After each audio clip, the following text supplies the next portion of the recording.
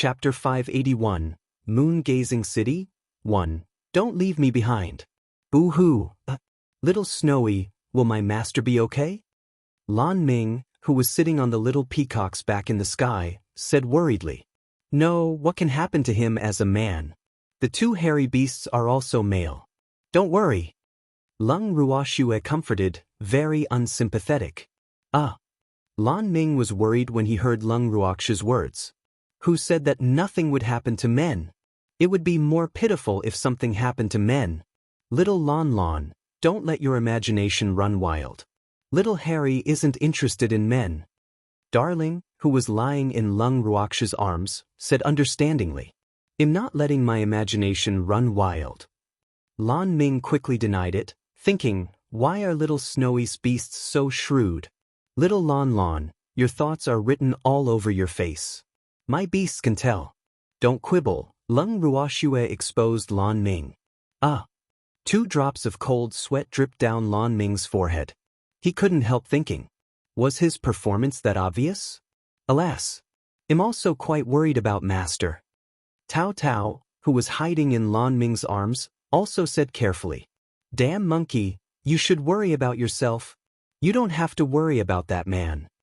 Darling said angrily. Why don't you know how to be protective of the fairer sex at all? Boo-hoo, Tao Tao said with tears in her eyes, a little scared. Teeth, I won't pity you even if I have to. Darling said disdainfully. It was a stingy and vengeful fox. It had yet to forget the humiliation this damn monkey had given them, so the feud between them was set. It would not change because of gender. Boo-hoo, Tao Tao cried softly in Lan Ming's arms after hearing what Darling said. The atmosphere instantly fell silent. Master, we're here, the little peacock suddenly said after a while and descended at the entrance of the carefree hall. Okay. After Lung Ruoxue and the others and the beast jumped off the little peacock's back, the little peacock also transformed and followed them into the inn. Lung Ruoxue and the others went directly to the living room after returning to the inn. Miss, where did you go? Jing En, who was in the living room, asked hurriedly when he saw Lung Ruoxue and the others. I went out to look at houses with Yulin, Lung Ruoxue said softly. She couldn't help thinking. I wonder how Yulin is doing now. Why are we looking at houses? Aren't we leaving tomorrow? Zheng En asked in puzzlement. Is that old boy Yulin going to give you a house? The little old man sitting beside Zheng En said with a smile. Hee, that old thing Yulin was pretty fast. Unfortunately, his wishful thinking was destined to be ineffective. This girl couldn't be manipulated at will. Yes, he also wants me to be an elder of the Mystic Association headquarters. I only need to be in name and receive the same treatment as the other elders every month. Moreover, I don't have to do anything. Lung Ruoxue said indifferently, her expression unreadable. Miss, there's actually such a good thing. Zheng En said in disbelief. At the same time, he was puzzled. What did Yulin want? Yes. Lung Ruoxue nodded slightly. Lass, did Yulin come to the Mystic Association? The little old man looked at the scared golden monkey in Lan Ming's arms and asked curiously. Why was this monkey together with the kid from the Lan family? Wasn't this Yulin that old man's favorite? No, we're back. Little Harry's loud voice sounded in the living room just as the little old man finished speaking. The little old man looked at Yulin, who was carried in by little Harry, and was stunned. His face was full of question marks. What was going on? Moreover, this hugging posture was too. Little Harry, you're back pretty quickly. Darling jumped in front of little Harry. Okay. Little Harry nodded honestly. Then it specially found a spacious place to stand, but Yulin was still unwilling to put him down. Little Harry, aren't you tired hugging him? The little old man, who had returned to his senses, looked at the depressed Yulin and couldn't help asking. Well, he still didn't understand what was going on. No, he's very light, little Harry said and looked at the little old man cautiously, as if the little old man wanted to snatch him away. Oh, then continue carrying him. 2 drops of cold sweat couldn't help dripping down the little old man's forehead. How was little Harry's expression like that? Miss, what happened? Zheng En couldn't help asking softly when he saw the extremely strange scene. He, Zheng En'll tell you. Darling ran in front of Zheng En again and said as if it was presenting a treasure. Then it recounted the incident to Zheng En and the little old man who didn't know the truth. After hearing Darling's words, Zheng En and the little old man looked at Yulin with incomparable pity, not knowing what to say. Alas! The mighty president of the Mystic Association headquarters. How did they encounter such an unlucky thing? Why are you looking at me like that? Yulin, who was already depressed, couldn't help shouting furiously when he saw Zheng En and the little old man's gazes. Nothing.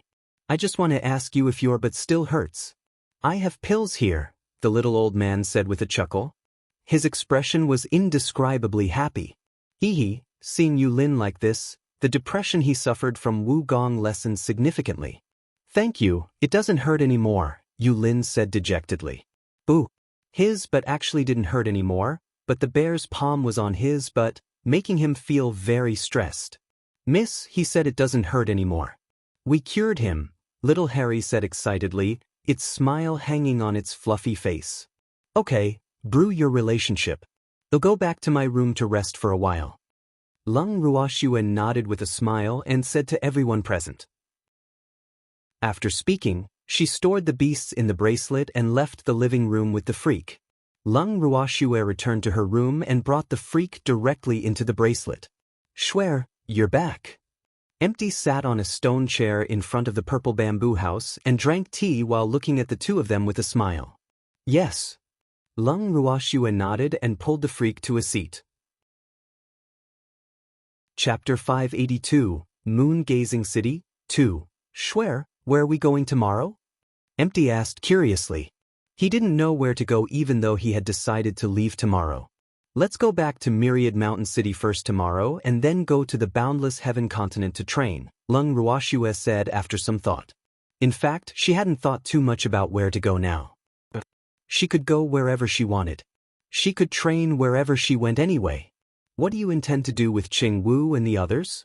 Empty asked. They should stay in Myriad Mountain City. They can stay in Carefree City if they want. Didn't Yulin give us a house? It's big enough for them to stay in. Lung Ruoxue said. What I mean is that they might want to follow you. Seeing that Shuer didn't understand what he meant, he had to put it bluntly. I'm going to train. There's no need to do anything by myself with them following me. What's the point of training then? Lung Ruoxue said helplessly. In fact, she had considered this problem before. She thought that Qing Wu and the others might request to follow her, but she didn't intend to bring them along to train. In fact, I think it's not impossible to bring them along. It's just that it will be inconvenient for us to enter the space if that's the case, Empty said after some thought. It would be much safer to bring those people on the road. However, it might also be as Shuer said, the effects of training would be much worse. Tell me more. Lung Ruoxue said helplessly. Okay, Shuer, rest early today. We have to travel tomorrow. Empty reminded her. Okay, well go and rest first, Lung Ruoxue said. Then she stood up and pulled the freak back to the purple bamboo hut. The next day, at the entrance of the Carefree City. Little Snowy, where are you going? Lan Ming looked at Lung Ruoxue and the others reluctantly.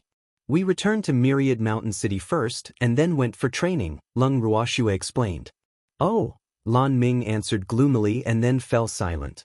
Little Lan, why are you acting like this? It's not like we want to see you again. Icy, who was lying in Lung Ruoxue's arms, couldn't take it anymore. How am I? Lan Ming hurriedly denied, his handsome face slightly red. Little Lan, farewell. Lung Ruoxue said calmly. Alas, she really didn't know what to say when she saw Lan Ming's appearance. Yes, I'll look for you when I have time, Lan Ming said after some thought. Boo. In fact, he also needed to train. However, his master was throwing a tantrum now and forbade him from leaving. Alas.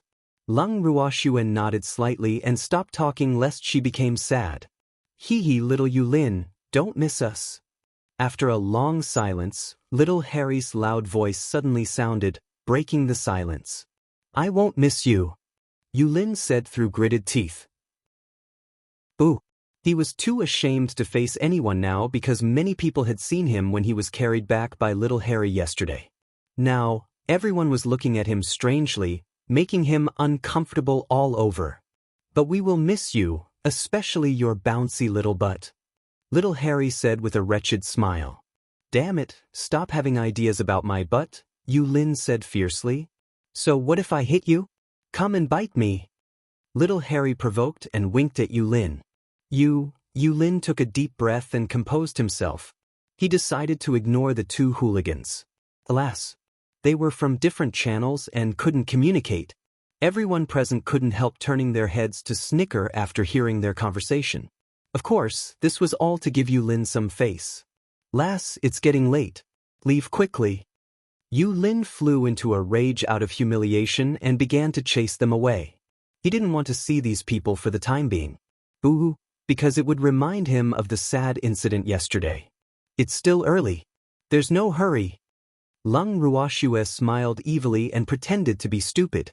"It's getting late. Let's go quickly. Otherwise, you will be sleeping outdoors tonight," Yulin urged. "Alas. Seems like we're unwelcome people. In that case, let's go." Lung Ruoxue sighed and said to everyone aggrievedly, "Miss, let's go then." Little Harry transformed into a bear with Big Harry and jumped onto the little peacock's back first. Then it reluctantly turned to look at Yulin. "Okay, let's go." Lung Ruoxue sat on the little peacock's back after speaking. "Master, let's go." The little peacock said to Lung Ruoxue, seeing that everyone had already sat down. "Okay." Lung Ruoxue nodded. The little peacock flapped its wings gently and slowly flew into the sky until it became a small black dot that disappeared from Lan Ming and Yulin's sight. "Little Yulin, we will come back for you. Don't forget us." Lan Ming and Yulin were about to turn around and walk back when little Harry's loud voice sounded from the sky, scaring Yulin to the ground. "Master, are you okay?" Lan Ming hurriedly went forward to help his master up and couldn't help but sigh in his heart. Alas, 2 Cents' power was really great. It seemed like they had already caused serious mental trauma to his master. Poor master. "It's okay, little Minger. Let's go back to the Mystic Association headquarters quickly." "All right, quickly send a notice after we go back that bears of any breed are prohibited from entering this city. People in Carefree City are also not allowed to talk about topics related to bears. They are not even allowed to mention the word bear. Otherwise, they will be expelled from the city." Yulin ordered directly. He really didn't want to see any bears anymore. He didn't even want to hear the word bear anymore. "Master, this isn't too good, right? What about Big Harry and Little Harry? They belong to Little Snowy. Little Snowy will definitely be angry if it finds out that you don't allow them to enter the city," Lan Ming said with a troubled face. Alas, Master's order was really too difficult. One had to know that many mystics used bears as contract beasts. By not letting bears enter the city, I mean not letting them wander outside. Those with masters have to stay in the spirit beast space, Yulin explained. He just didn't want to see nor hear about bears. It wasn't that he didn't allow bears with masters to enter the city. Chapter 583, Moon-Gazing City, 3. "Oh, I understand," Lan Ming answered, and the master and disciple returned to Carefree City together. From then on, there was another ridiculous order in Carefree City. People who knew the truth couldn't help laughing happily whenever they thought of the reason for this order. Half a month later, in the evening, Lung Ruoxue and the others returned to Myriad Mountain City. "Miss, you're back." The head butler, who was cleaning the yard on the back mountain where Lung Ruoxue was staying, immediately shouted happily when he saw the little peacock landing in the yard. Boo! Miss and the others had left for almost 2 months. They were finally back. If they hadn't returned, he would have gone to Carefree City to look for them. "Yes, head butler, you've worked hard." Lung Ruoxue looked at Wang Long, who was helping them clean up the yard, jumped down from the little peacock's back and said, "Not at all, Mississippi, you're finally back." "I missed you so much," the head butler said excitedly. Tears welled up in his eyes and he was about to cry. "Wang Long, I just realized today that you are so sentimental." Cheng Wu, who was still sitting on the little peacock's back, couldn't help teasing when he saw the butler's appearance. "You," the head butler blushed at Cheng Wu's words. He stammered for a long time but couldn't say a complete sentence, so he could only glare fiercely at Cheng Wu and the others. Boo! In fact, he was jealous of them. Why could they follow Miss while he had to stay behind to look after the family? It was really too unfair. All right, stop teasing him. Everyone, rest early today. I have something to tell you tomorrow. Lung Ruoxue very kindly helped Wang Long out of the predicament and told everyone. Yes. Cheng Wu and the others hurriedly answered and jumped down from Little Peacock's back. However, they looked at Lung Ruoxue anxiously and expectantly after coming down. Miss, what's the matter? Tell me now, or I won't be able to sleep. Song Di mustered his courage and asked, seeing that no one dared to speak. His words made them very uneasy. You will know tomorrow. Go and rest now. Lung Ruoxue said helplessly. Alas. When did these people become so impatient? Miss, I don't need to rest. Tell me first. The head butler said carefully. But I have to rest. I'm tired from flying for so long. Grandpa, do as you please. Lung Ruoxue said calmly. After speaking, she directly pulled the freak back to her room. In the room, the freak gently hugged Lung Ruoxue's slender waist and hugged her in his arms. He said softly, Schwer, you're so naughty. You deliberately whetted their appetite. There's nothing I can do. I'm really tired. Lung Ruoxue said innocently. Schwer, let's rest early then. The freak hurriedly said. Boo. There were more and more light bulbs around him, and he and Schwer spent less and less time alone together. Hee freak bully me, Lung Ruoxue said with a naughty smile. Alas. There were too many things happening recently, and she didn't have time to bully the freak. Schwer, then you have to be gentler. The freak lay directly on the bed cooperatively and looked at Lung Ruoxue expectantly. Don't worry, I will definitely be gentle. Lung Ruoxue's soft hand caressed the freak's chest after speaking. It felt really good. Schwer, are you just touching me? The freak said with great dissatisfaction, as if his body was on fire. Of course. Lung Ruoxue pretended to be stupid mischievously. The freak looked so cute now. Moreover, it made her want to bully him. Schwer, this won't do. At least.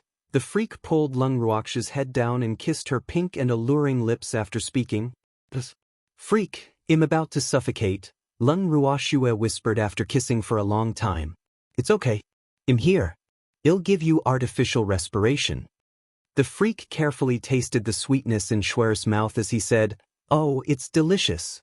He hadn't eaten for a long time. Boo. He wanted to eat to his full today. Freak, I'm angry. Lung Ruoxue gently pushed away the freak, hugging her after a while, her beautiful face full of dissatisfaction. Then what do you want? The freak's little heart kept thumping, and his bright black eyes were full of puzzlement. I want to take the initiative. Lung Ruoxue said domineeringly. Then she pounced on the freak and kissed him fiercely on the lips. Schwer, I like you taking the initiative, the freak said with great satisfaction. Then he deepened the kiss and took the initiative to open his mouth to welcome Schwer's fragrant tongue visit. Their lips and tongues intertwined, mutually helping each other. After a long while, the two reluctantly ended this sweet long kiss and hugged each other tightly to sleep. The next morning, Cheng Wu and the others were already waiting for Lung Ruoxue and the freak in the hall when they left the room. Moreover, everyone had 2 dark circles on their faces, obviously not sleeping well. It's only been one night. Why are there so many pandas? Lung Ruoxue couldn't help teasing as she looked at everyone. I didn't sleep well yesterday, Cheng Wu said shyly. They all had insomnia last night. Alas. Oh, why don't you go to bed now? Lung Ruoxue suggested very kindly. No need. We're not sleepy. Miss, tell us quickly if you have anything. Cheng Wu said anxiously. There's no hurry. How can I bear to say it seeing your haggard appearance? Alas. Lung Ruoxue sighed heavily. Miss, we are all men. It's okay if we don't sleep for a night. Tell us quickly if you have anything to say. Otherwise, we will continue to suffer from insomnia. Song Di said anxiously. All right then. Lung Ruoshua looked at everyone in the hall with her beautiful eyes and then said indifferently, I intend to leave Myriad Mountain City. What? Miss, you're leaving? The head butler stood up excitedly and said in disbelief. Miss said that she wouldn't stay in Myriad Mountain City for long in the past, but he didn't expect her to leave so soon. Boo! What would happen to them if Miss left? Chapter 584, Moon-Gazing City, 4. Miss, you don't want us anymore? Cheng Wu looked at Lung Ruoshua pitifully like a puppy that was about to be abandoned. Miss, how can you abandon us? Song Di complained with tears in his eyes as he looked at Lung Ruoshua resentfully. Miss, we are all your people. You can't abandon us. The second butler also cried, his miserable appearance as if Lung Ruoshua was a heartless man who abandoned him after he started. Lung Ruoshua was at a loss for words as she looked at the crying men in front of her. Alas, did they have to make it sound so ambiguous? People who didn't know better would think that she really did something wrong to them. Alas, don't be like this. You're not children anymore. Weren't you living well without me? Moreover, Myriad Mountain City is in your control now.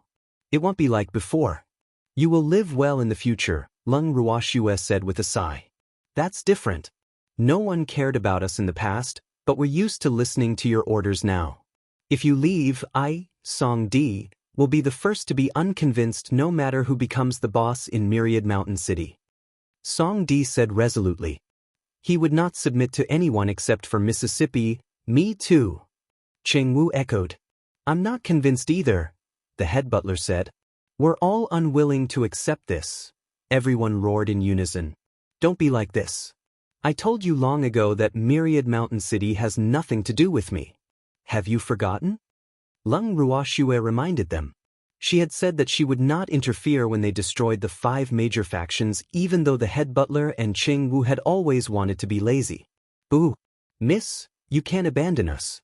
We won't be able to live without you, the head butler cried. Is it that serious? Lung Ruoshua was very speechless. Alas, did it have to be so exaggerated? Yes, the head butler said hurriedly. Absolutely. Cheng Wu agreed very much.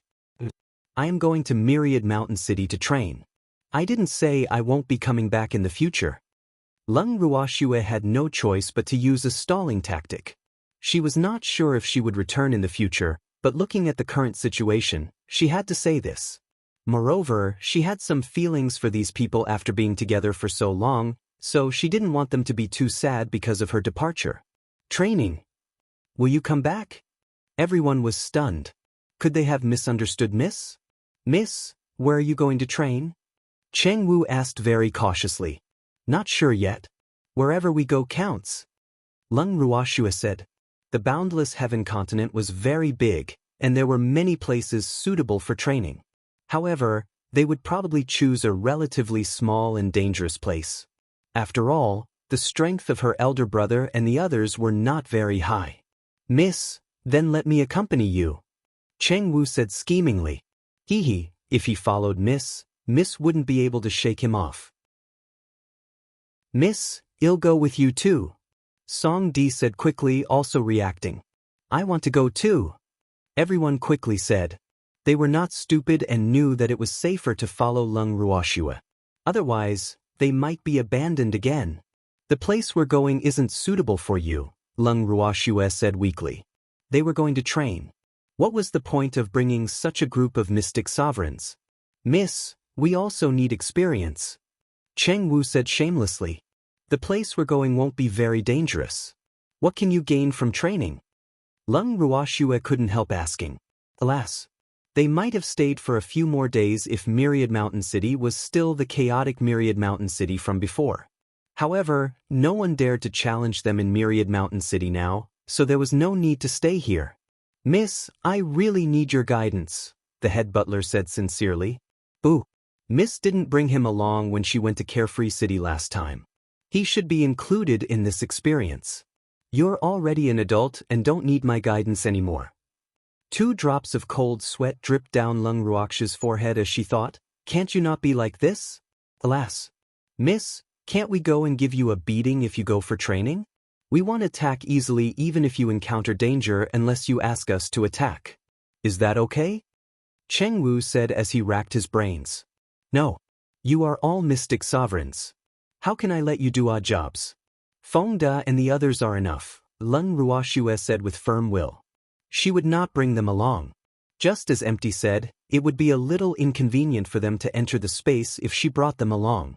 In addition, Myriad Mountain City needed them more. Since Miss is determined, we won't force Mississippi. We will guard Myriad Mountain City for Mississippi. Miss has to return early. The head butler suddenly became understanding. Cheng Wu and the others glared at him angrily as if he had said something he shouldn't have said as soon as he finished speaking.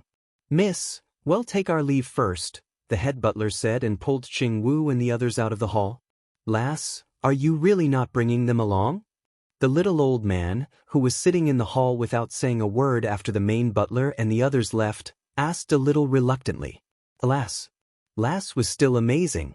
She had subdued such a group of loyal subordinates not long after coming to Myriad Mountain City.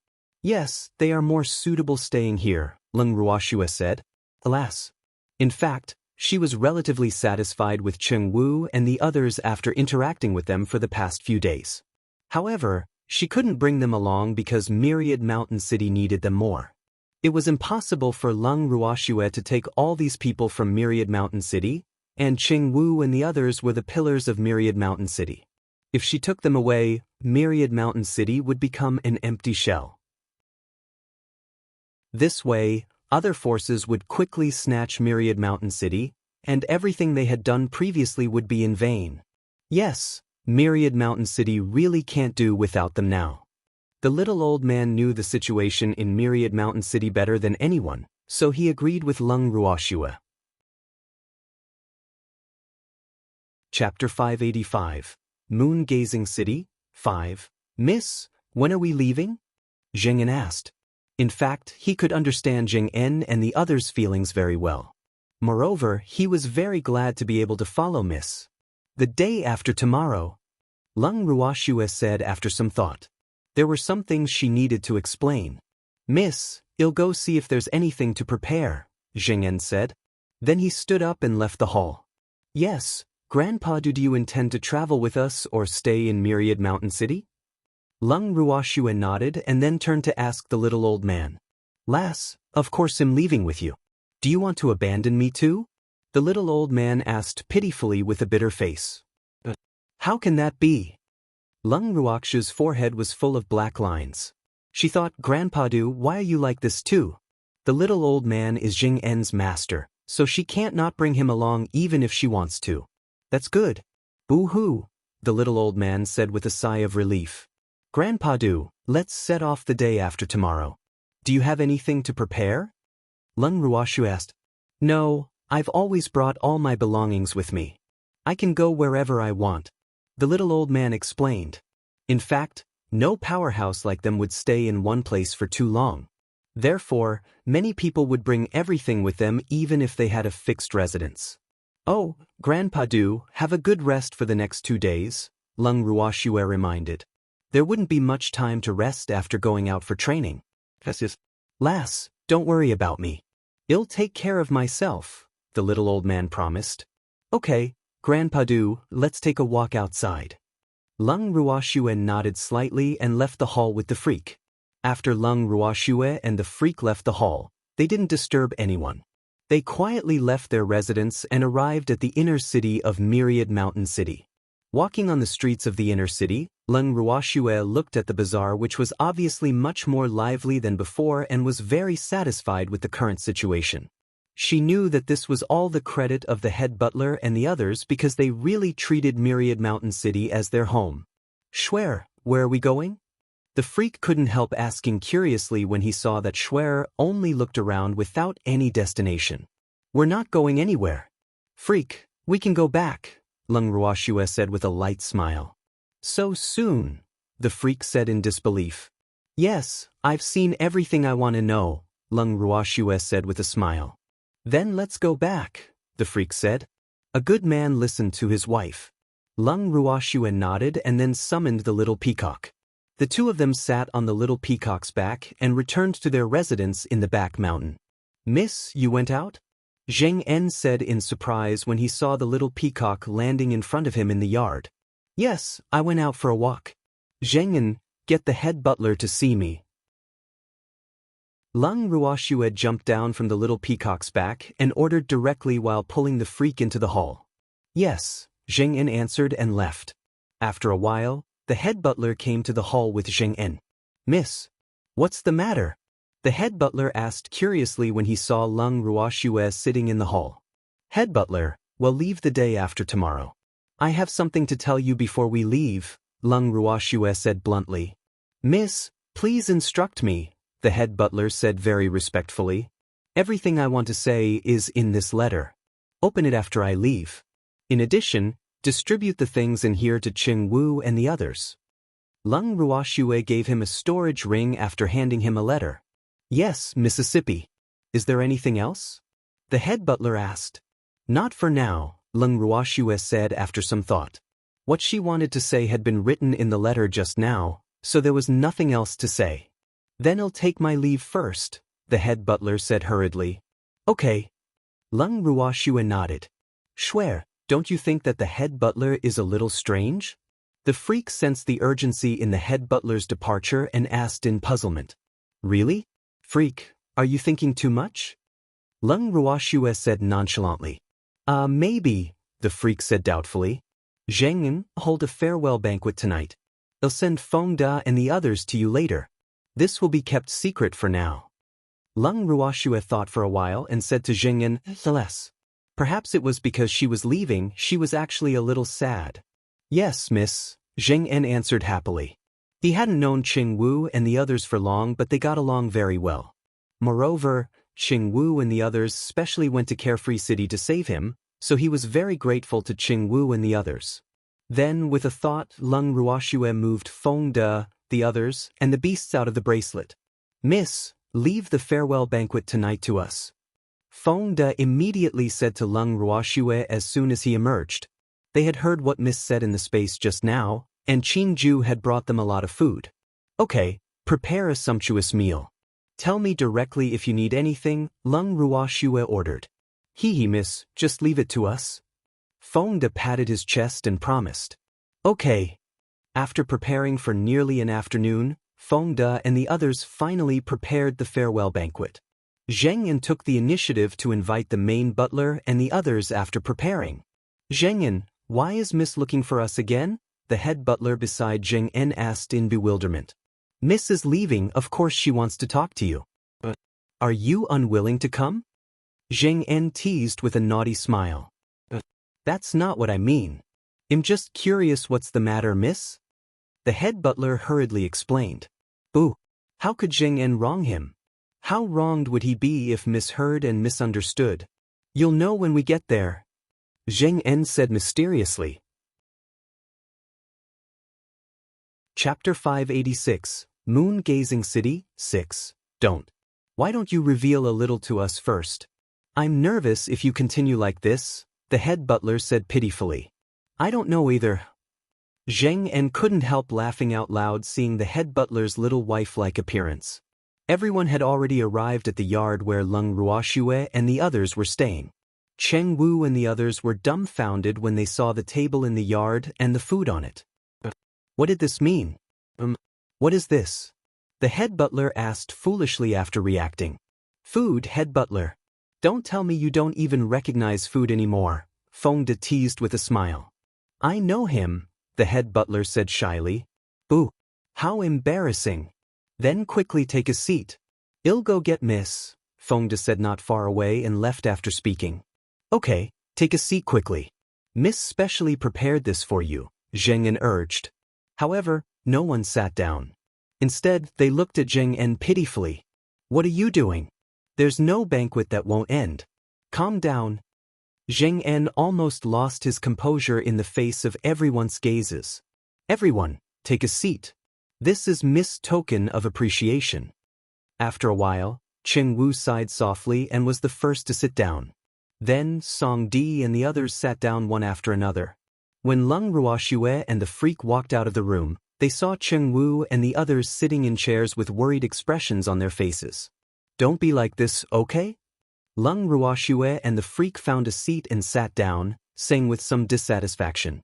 Alas! Did they have to make her uncomfortable too? Miss, what banquet is this? Cheng Wu asked fearfully. Boo! Hopefully, it was not a farewell banquet. Miss, as the saying goes, there are no good banquets. Just say it directly. We can bear it, the head butler said with a face as though he was facing death. You're thinking too much. We're leaving the day after tomorrow. Can't I treat you to a meal before we leave? 2 drops of cold sweat dripped down Lung Ruoxue's forehead as she said, not knowing whether to laugh or cry. Alas! She really couldn't say the words farewell banquet seeing them like this. Miss didn't treat us to a meal the last time she went to Carefree City, the head butler said doubtfully. Boo! This meal was definitely abnormal. The last time we went was short, but this time is uncertain. Lung Ruoxue said very patiently.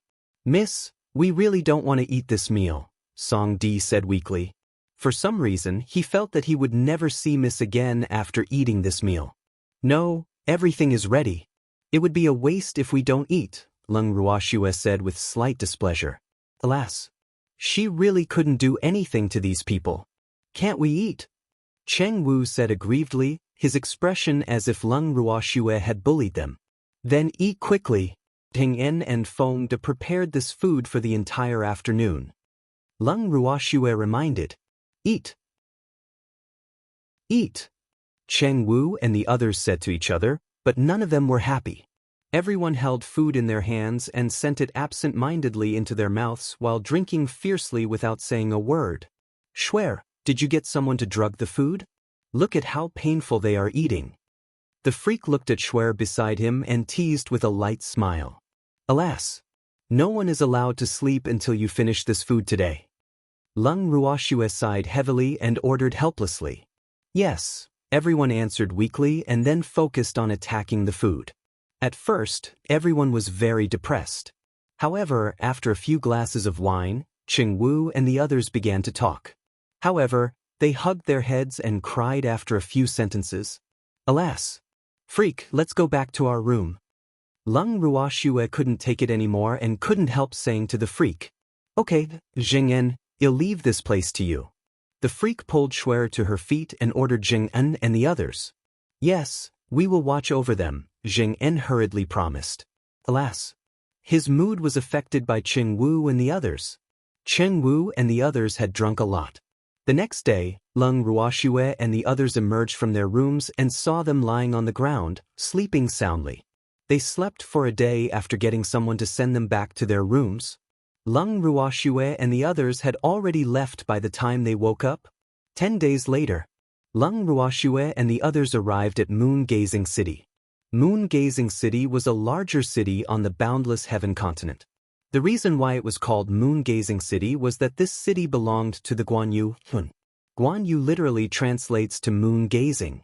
The Guanyu family might not be as strong as the 3 great superfamilies, but it could also be considered a top family on the boundless heaven continent. Schwer, this moon-gazing city is indeed a big city. It's much livelier than the few cities we've passed these few days. Lung Ruhan couldn't help but exclaim as he looked at the bustling crowd on the street.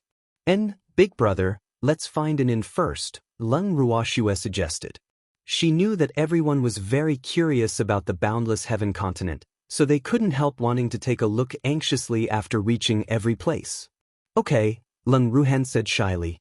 He actually forgot to look for the inn. Lung Ruoxue and the others walked along the streets to look for inns. However, after looking for several inns, they found that all the inns they wanted to stay in were full. This couldn't help but make her feel a little strange. Schwer, this is the last inn in the Guanyu family. We will have to sleep on the streets if it's full. The freak looked at the 3-story-high inn in front of him with a map in his hand and said to Lung Ruoxue. Lung Ruoxue looked up at the tall and gorgeous inn in front of her. The plaque on the inn had the words Moon-Gazing Restaurant written in golden words. The gilded words shone with a beautiful color under the sunlight. There was a small moon in the lower right corner of the plaque, and this was the emblem of the Guan Yu family. Chapter 587. The Case Caused by a Dessert. 1. Shuer, looks like this is the inn owned by the Guan Yu family. Leng Ruhen, who was also looking at the inn, said, "Yes, big brother, freak, empty, let's go in and see if there are any more rooms." Leng Ruoxue suggested. Then she pulled the freak into the inn first. Because it was afternoon and the meal time had passed, there were not many people in the dining hall on the first floor of the inn at this time. However, after Leng Ruoxue, the freak, Leng Ruhen, and the others walked in, they still attracted the attention and amazement of the people in the hall.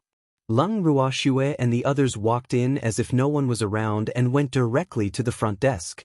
The shopkeeper was settling scores at the counter. After sensing that someone was blocking the sunlight in front of him, the shopkeeper looked up with slight displeasure and was about to flare up, but he was stunned when he saw the person in front of him. "Miss, do you want to eat or stay?" After coming back to his senses, the shopkeeper looked at the absolutely beautiful girl in front of him with a stunned face, and was indescribably shocked in his heart. Which family's young lady was this? She was so beautiful that it was difficult to describe with words. He had been the shopkeeper of the inn for many years, and he had seen many young ladies from the major families who came to stay in the inn, but none of them could be compared to the person in front of him. "Stay," Leng Ruoxue said lightly, her beautiful eyes gently looking at the person in front of her. This shopkeeper looked to be around 40 years old and had a very ordinary appearance, but his small eyes were relatively shrewd. Moreover, he was also a mystic. His strength might only be an elementary mystic, but he must be formidable to be able to be the shopkeeper of such a large inn. "Miss, I'm really sorry. There have been more people coming to Guan Yu City recently, so the rooms in the inn are very nervous. There's only one luxurious suite in this shop now. I'm afraid it can't accommodate so many of you," the shopkeeper said with an apologetic face. "It's okay. Let's get a room," Leng Ruoxue said nonchalantly. One room was enough for them. "Miss, there are only 3 rooms in the suite. What about the others?" The shopkeeper couldn't help asking. 3 rooms are enough. My subordinates can find any place to sleep outdoors. There's no need for shopkeepers to worry, Leng Ruoxue said speechlessly, thinking that this shopkeeper was being too nosy. All right then. Please follow me." The shopkeeper left the front desk and led Leng Ruoxue and the others up the stairs to the 3rd floor. Then he pointed at the innermost room on the 3rd floor and said to them, "This is the room." "Thank you, shopkeeper. Please don't disturb us if there's nothing important," Leng Ruoxue reminded the shopkeeper. "Okay. If you want to eat, you can come to the hall on the 1st floor or call me at any time. There's a voice transmission device in the room," the shopkeeper reminded. Then he bowed very politely and turned to go downstairs. After the shopkeeper left, Leng Ruoxue pushed open the door of the suite and walked in directly, and the others naturally followed closely behind. Leng Ruoxue's beautiful eyes sized up this luxurious suite. This was the first time they were staying in the best room since coming to the boundless heaven continent. The entire room was mainly white, looking relatively elegant and unique, giving people a very comfortable feeling. "Hee miss, this place is not bad. It's even more luxurious than the carefree pavilion we once lived in," Jing En said excitedly, his eyes looking around. "Tisich, no matter how good this place is, it can't compare to Carefree Hall." Icy, which was pretending to be asleep in Leng Ruoxue's arms, opened its ice-blue eyes with displeasure and said disdainfully after hearing Jing En's words. "Ah." Zheng En was speechless. "Why did I wake this little ancestor up? Don't bite me." "Disciple, little Icy is right. The Carefree Pavilion is the top inn in the boundless heaven continent. Moreover, in the entire continent, only the Carefree Pavilion can compare to the inns owned by the 3 great super families," the little old man hurriedly explained. Alas, he was also afraid that his good disciple would be bitten by a dog. One had to know that this puppy would not recognize anyone when it bit him. "Zheng En, we live in an ordinary guest room at Carefree Hall, but this one is luxurious," Leng Ruoxue said with a light smile. "Hee miss, I forgot." Zheng En scratched his head shyly. "Which one of you wants to stay here?" Lung Ruoxue asked as she sized up Feng De and the others. Miss, I don't live here, Feng De was the first to say. This place couldn't compare to Miss Space no matter how good it was. He still had to return to cultivate. Me neither. Lin Yuan and the others expressed that no one wanted to stay in this luxurious guest room. Big brother? Lung Ruoxue turned her gaze to Lung Ruhan and asked. Swear, I don't live here either, Lung Ruhan said. Swear was already a mystic monarch, so he couldn't be too far behind his sister. Therefore, he had the same idea as Feng De and the others. He wanted to enter the space to cultivate. Grandpa Du, what about you? Lung Ruoxue looked at the little old man and asked. She had already brought the little old man into the space after leaving Myriad Mountain City. The little old man's reaction when he entered the space for the first time was similar to Zheng Ensign. He looked at the precious herbs he knew or didn't know and didn't want to come out at all. Lass, I definitely won't stay here. I want to enter the space to guard those cute herbs. The little old man said excitedly. His heart was with those herbs even though he was outside now. Then go in.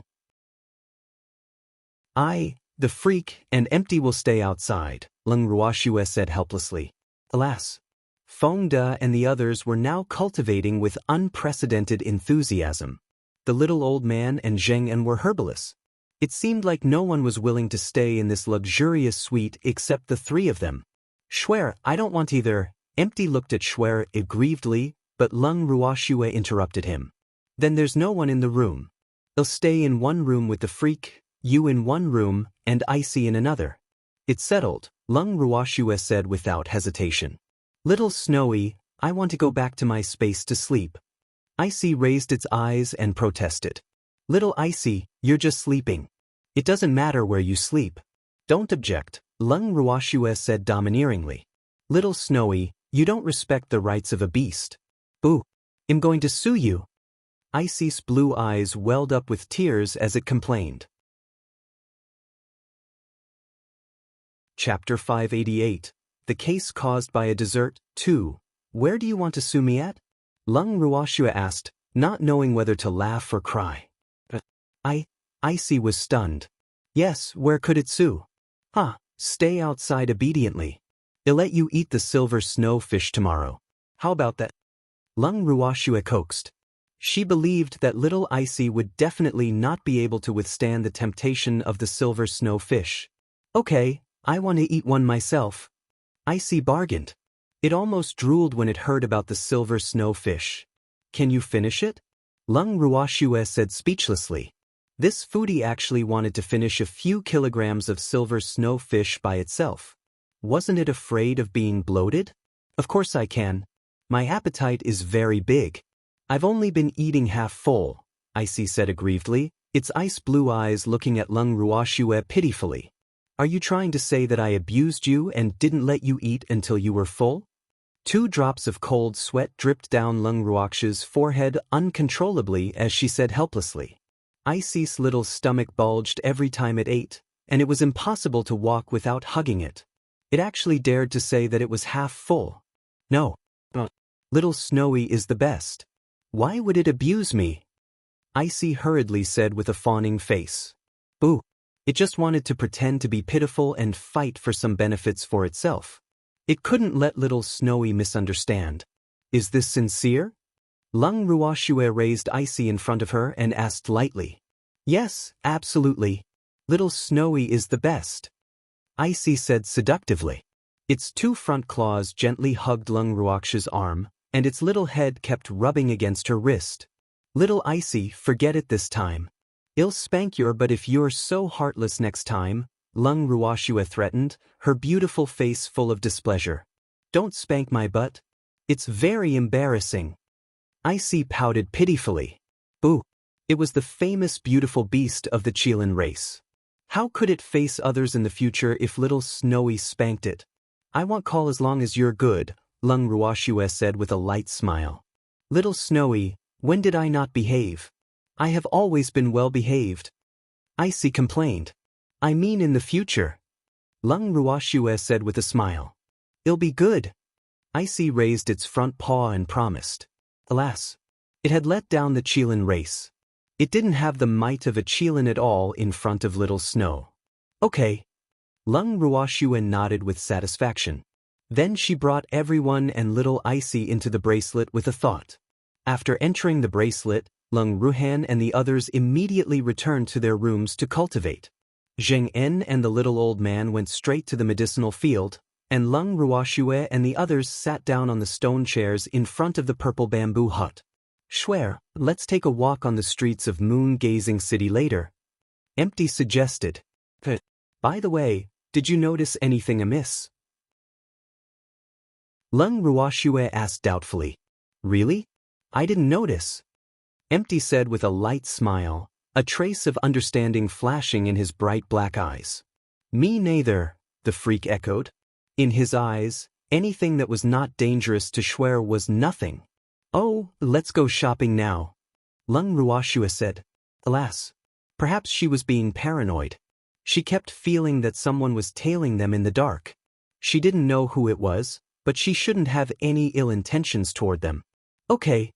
The freak and Empty nodded. Lung Ruoxue walked out of the room with the two of them and the beast. When they passed the hall on the first floor, the shopkeeper saw Lung Ruoxue and the others and hurriedly walked to them and asked, Do you want to eat or go out? Shopkeeper, we want to go out for a walk. Do you have any good recommendations? Empty asked calmly. It's really the right time for you to come to our moon-gazing city. Now is the most lively time in our moon-gazing city. Otherwise, all the inns in the city wouldn't be full, the shopkeeper said with a face full of pride. But could there be something important in moon-gazing city? Empty asked curiously. Of course there is. In a few days, it will be the annual Flower Appreciation Festival in our moon-gazing city. Many families will come to participate at that time, the shopkeeper said happily. What's a flower appreciation event? Lung Ruoxue asked in puzzlement. Did people in this world also like to raise flowers? Famous flowers and beautiful women are considered flowers. If Miss participates, you will definitely win, the shopkeeper said with certainty. He thought very highly of this young lady. Can married women participate too? Lung Ruoxue asked lightly. What kind of flower appreciation event was this? Those famous flowers were probably just a foil. Beauty was the most important. Of course not, the shopkeeper said honestly. The main reason why Moon-Gazing City held the flower viewing convention every year was to communicate with the major families. To put it bluntly, it was a matchmaking convention indirectly held for the major families. Therefore, married women were naturally not allowed to participate. Then I won't have a chance. I'm already married, Lung Ruoxue said with regret. She didn't want those perverted stinky men to judge her. Miss is already married? Miss doesn't look old? The shopkeeper didn't believe Lung Ruoxue's words and couldn't help asking doubtfully. I've been married for several years. He's my husband. Lung Ruoxue pointed at the freak, the happiness on her face obvious. Oh, then congratulations, miss, the shopkeeper said with some regret. Alas. He had long seen that their relationship was very intimate, but he really didn't expect them to be married. However, speaking of which, these two were really quite compatible. The woman was drop-dead gorgeous, and the man was even more handsome than their young master. What an enviable immortal couple. Thank you, shopkeeper. Let's go out for a walk, the freak said in a good mood. Then he hugged Schwer's slender waist and threw Empty to the side. The two of them strode out of the inn. You two are disloyal. Why did you leave by yourselves? Empty, who was ignored on the street outside the inn, caught up with Lung Ruoxue and the freak and complained. Chapter 589. A Case Caused by a Dessert. 3. You're a light bulb. Stay away, don't interfere with the sweetness between us husband and wife. The freak hugged Lung Ruoxue and looked at Wayless with disdain. Are you married? Empty rolled his eyes and asked speechlessly. Tisich, didn't you hear what Schwer said? We've been married for several years, the freak said proudly, his handsome face full of excitement. Schwer was just saying it casually to deal with that shopkeeper. Did you take it seriously? Empty reminded kindly. Schwer, were you joking? The freak pouted with great dissatisfaction, and tears flashed in his dazzling starry eyes. No, Lung Ruoxue answered simply, her beautiful face full of helplessness. However, since she had already locked onto the freak, there was naturally no need to deny it. See? The freak was smug. The stunning smile on his handsome face made heaven and earth lose color. Schwer is just coaxing you, Empty deliberately retorted. Alas. He just couldn't bear to see the freak so smug. This was obviously agitating him, a lonely person. You can't sow discord between me and Schwer. The freak said very confidently. Are you two done arguing? Lung Ruoxue couldn't bear it anymore. Alas. These two men couldn't find a suitable place to bicker no matter what. Two peerless handsome men arguing on the streets would attract many people to watch. We didn't quarrel, the freak and Empty immediately said, as if the two men who were fighting like chickens just now had nothing to do with them. Let's leave this place quickly. Lung Ruoxue didn't expose them and said directly. Alas. The three of them had already attracted many strange gazes now. She didn't want to be surrounded by others. Oh, then let's go quickly. Empty also felt that something was amiss and hurriedly urged. Schwer, which way should we go? The freak asked as he looked at the roads on both sides. Empty? Lung Ruoxue stared at Empty and asked. Don't look at me. I don't know either. The changes on the continent are too big now. I don't know many places anymore. Empty shrugged and said helplessly. Boo. How could this be? Then let's go to the right. Lung Ruoxue said after some thought. They had found this inn from the left when they came, and they had not turned to the right yet. Yes. The freak and Empty nodded slightly in agreement. After deciding, the three of them walked toward the right street. Little Snowy, I smell something delicious. Hurry up and eat. Icy, which was lying in Lung Ruoxue's arms, suddenly opened its ice-blue eyes and said impatiently after walking for a while. You glutton. You just finished eating lunch, and you still want to eat now? Can you be a little more promising? Lung Ruoxue said speechlessly. Icy should have eaten a lot of delicious things. How could it be seduced by the food outside? She really couldn't understand. I'm hungry. Little Snowy, this smell is really fragrant. Let's pay for it. Icy pleaded pitifully. All right. Lung Ruoxue really couldn't bear to refuse seeing the pleading in Icy's blue eyes. Alas. She had always been helpless against cute beasts. Schwer, the fragrance should be coming from there. Empty pointed at an inconspicuous road. Okay, let's go take a look. Lung Ruoxue said. The freak and Empty nodded, and the three of them and the beast followed the scent toward the trail. The road was not long, and there was only one shop at the end. At this moment, many people had gathered outside the shop. Almost everyone stretched their necks as if they were waiting for something. Lung Ruoxue looked up at the plaque. So this was a shop that specialized in selling snacks. The crowd outside the door were actually waiting to buy snacks. It was probably not easy to see the scene of queuing on the boundless heaven continent. Little Snowy, let's line up quickly. Icy said anxiously. Boo. This smell was really too fragrant. Little Icy, it's just a snack. There's nothing delicious, Lung Ruoxue said without much interest. Hey, what do you know? This fragrance village is the best snack shop in our boundless heaven continent. Lung Ruoxue's words immediately aroused the dissatisfaction of a fan in the queue and reprimanded with an angry face. Is it really that good? Lung Ruoxue said doubtfully. It smelled delicious, but she didn't know if it was worthy of its name. Of course, the fan said proudly, as if this shop was owned by his family. Little Icy, let's not buy any more. There are too many people. Lung Ruoxue looked at the long queue, and her head hurt. All right then. Icy nodded obediently and then looked at Lung Ruoxue pitifully as if to say, Little Snowy, it'll be good. They'll cook for you when we get back. Lung Ruoxue sighed helplessly. Yes, yes. Icy immediately nodded happily.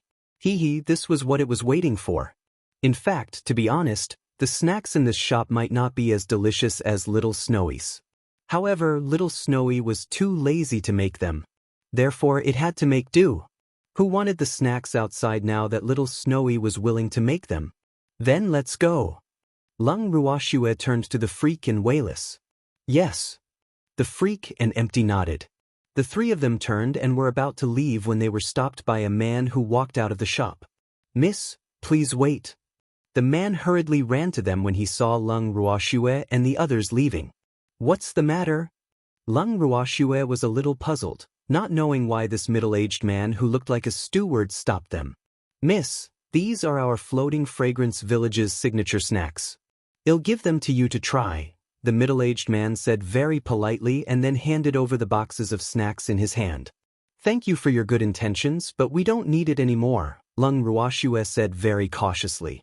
As the saying went, one's mouth was short when eating. She was not related to this shop, so she didn't dare to casually accept the things they gave her. Miss, my young master asked me to give it to you to try. I can't explain it if you don't want it, the middle-aged man said awkwardly. Chapter 590. The Case Caused by a Dessert, 4. That's your problem. I don't know your young master, Lung Ruoxue said coldly after hearing what the middle-aged man said. Then she gave the freak and Empty a look, and the three of them left without looking back. After Lung Ruoxue and the others left, the middle-aged man looked at the snacks he didn't give away and sighed softly before returning to the shop to report. In a room in Fragrance Village. Young master, that young lady refused. The middle-aged man braced himself and said, Alas. He knew the young master's temper very well. He didn't do the things the young master ordered this time, and he didn't know what kind of punishment he would receive. Got it? Go out. The young master said softly. Yes. The middle-aged man was stunned for a moment, but he quickly reacted and hurriedly said, the young master actually didn't punish him. It was too unbelievable. Thinking of this, he hurriedly retreated. It's so rare that you're not angry. Another young man in the room couldn't help teasing. The man who spoke was about 20 years old. He was handsome, refined, and had an extraordinary temperament. His beautiful eyes were warm like jade, and they were so gentle that they seemed to melt people. He was a mystic monarch even though he was very young. He was currently looking at another man with a spurious smile. What's there to be angry about? I'll only be angry if she takes it, the teased man said nonchalantly. The her he was referring to was naturally Lung Ruoxue. Your way of thinking is really abnormal. Which man doesn't want the woman he likes to like his gift? The young man said in puzzlement. Those are just a few boxes of snacks. They're not considered gifts. Luo Fei, it's your thinking that's strange. The man said, Perhaps. Alas. The gift from the mighty young master of the Guan Yu family was actually refused for the first time. Hee. If your admirers knew about this, they would be so sad. The man named Luo Fei teased happily. Alas. His limelight had been suppressed by Guan Yu since he was young. He finally saw him embarrassed today. It was really satisfying. I told you, that's not a gift, Guan Yu whispered through gritted teeth. Alas. Luo Fei finally saw him being the joke today. How depressing. 0. Find out their whereabouts. Guan Yu ordered the void. However, no one answered. What answered him was a light breeze. After the three of them left Fragrance Village, they arrived at the busiest street in Moon-Gazing City. It was not evening, but the street was already crowded and crowded. As expected of the busiest place in Moon-Gazing City. How lively! Empty couldn't help exclaiming as he looked at the pedestrians walking around. Yes, Empty, let's leave this place quickly, Lung Ruoxue said helplessly. There were too many people on the streets, and many people were already surrounding them and criticizing them. Wow, that woman is so beautiful. Yes, I will definitely vote for her if she participates in the flower viewing convention. Those two men are so handsome. If I can marry one of them, I can die happy. The one who said this was obviously a love-struck fool. You don't even deserve to carry his shoes. Another woman's disdainful voice immediately sounded just as the love-struck fool finished speaking. Wang Xiaohua, who are you saying isn't worthy? Am I not worthy? Why don't you take a look at your character in the mirror? The love-struck fool immediately roared like a shrew. At least I look better than you, the woman called Wang Xiaohua roared back, unwilling to be outdone. The two of them directly quarreled on the streets. Immediately, the gazes of the pedestrians on the streets turned from Leng Ruoxue and the others to the two of them and watched the commotion excitedly. The discussions of the pedestrians on the street and the argument of the two women entered Leng Ruoxue and the others' ears without missing anything. Their gazes collided, and then they turned back the way they came very tacitly. Swear, let's go back to the inn quickly. The people of moon-gazing city are really too terrifying. Empty said with a face full of fear, especially when he thought of the woman who said that she wanted to marry him or the freak. The hair on his body stood on end from fright. Men are really a source of trouble. However, that woman can only marry you if she wants to marry. Leng Ruoxue teased with a light smile. Hee, it was rare to see Empty being embarrassed. She was really too happy. Why? Empty asked foolishly. Because I'm Schwer's. The freak looked at Wayless like he was looking at an idiot, his handsome face full of pride. Hee, it was good to be a man with an owner, his safety was guaranteed. Don't be smug. Schwerer is also a disaster, Empty reminded. What do you mean? Schwerer is mine. I'll kill whoever steals her. The freak roared furiously. Anyone who dared to snatch a woman from him would be eliminated. The person who brought snacks to Schwerer just now seems to be some young master, right? Empty asked, his handsome face full of schadenfreude. So what? My Schwerer is so beautiful. It's normal to be secretly liked by some self-indulgent men, the freak said without jealousy. In fact, he had already made up his mind. It would be good if he could retreat in the face of difficulties if he dared to snatch Schwerer from him. However, if he refused to realize his mistakes, then don't blame him for being ruthless. He would destroy whoever robbed him. You're actually not jealous, Empty said with a face full of surprise as if he had discovered a new continent. This was really too abnormal. A man who was even jealous of the Schwerer beast actually showed no signs of being jealous in the face of an unfamiliar love rival. Was this normal? If I'm jealous of a stranger, that doesn't matter. Wouldn't I be jealous to death a long time ago? The freak said confidently. In fact, the reason why he was not jealous of strange men was because he knew that Schwerer would not fancy other men casually. Thinking back, how many plans did he think of when he stuck to Schwerer? In the end, he realized that Schwerer was at her wits' end when pretending to be pitiful to the people or beasts around her. Therefore, he finally relied on Schwerer without letting everyone down. That makes sense. Empty nodded in agreement. It seemed like he didn't know this freak very well. Chapter 591. The case caused by a dessert. 5. Of course it makes sense. By the way, Schwerer, where are we going? The freak asked very proudly. Let's go back to the inn. Let's eat something in the hall and then go back to our rooms to rest. Leng Ruoxue said after some thought. The food in the space was incomparably delicious, but she still wanted to try the local delicacies everywhere. Okay. I'm hungry. Icy nodded in agreement. You're a foodie. Leng Ruoxue was a little helpless. Why didn't Icy eat or sleep? Food is everything to the people. Sleeping is for cultivation. Icy said matter-of-factly, not feeling that there was anything wrong with liking to eat and sleep. Schwerer, let's go quickly. Wayless really didn't dare to stay on the streets anymore. Yes, Leng Ruoxue smiled and nodded. Then the three of them and the beast returned to the moon-gazing restaurant. Why are you back so soon? Moon-gazing city is very lively. The shopkeeper couldn't help asking curiously when he saw Leng Ruoxue and the others entering the inn as soon as he looked up. It's a little too lively. It's not suitable for us. We prefer to keep a low profile. 2 large drops of cold sweat dripped down Leng Ruoxue's forehead.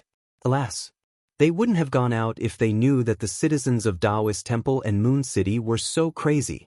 The flower conference is about to be held. The mood of the citizens is at its peak now.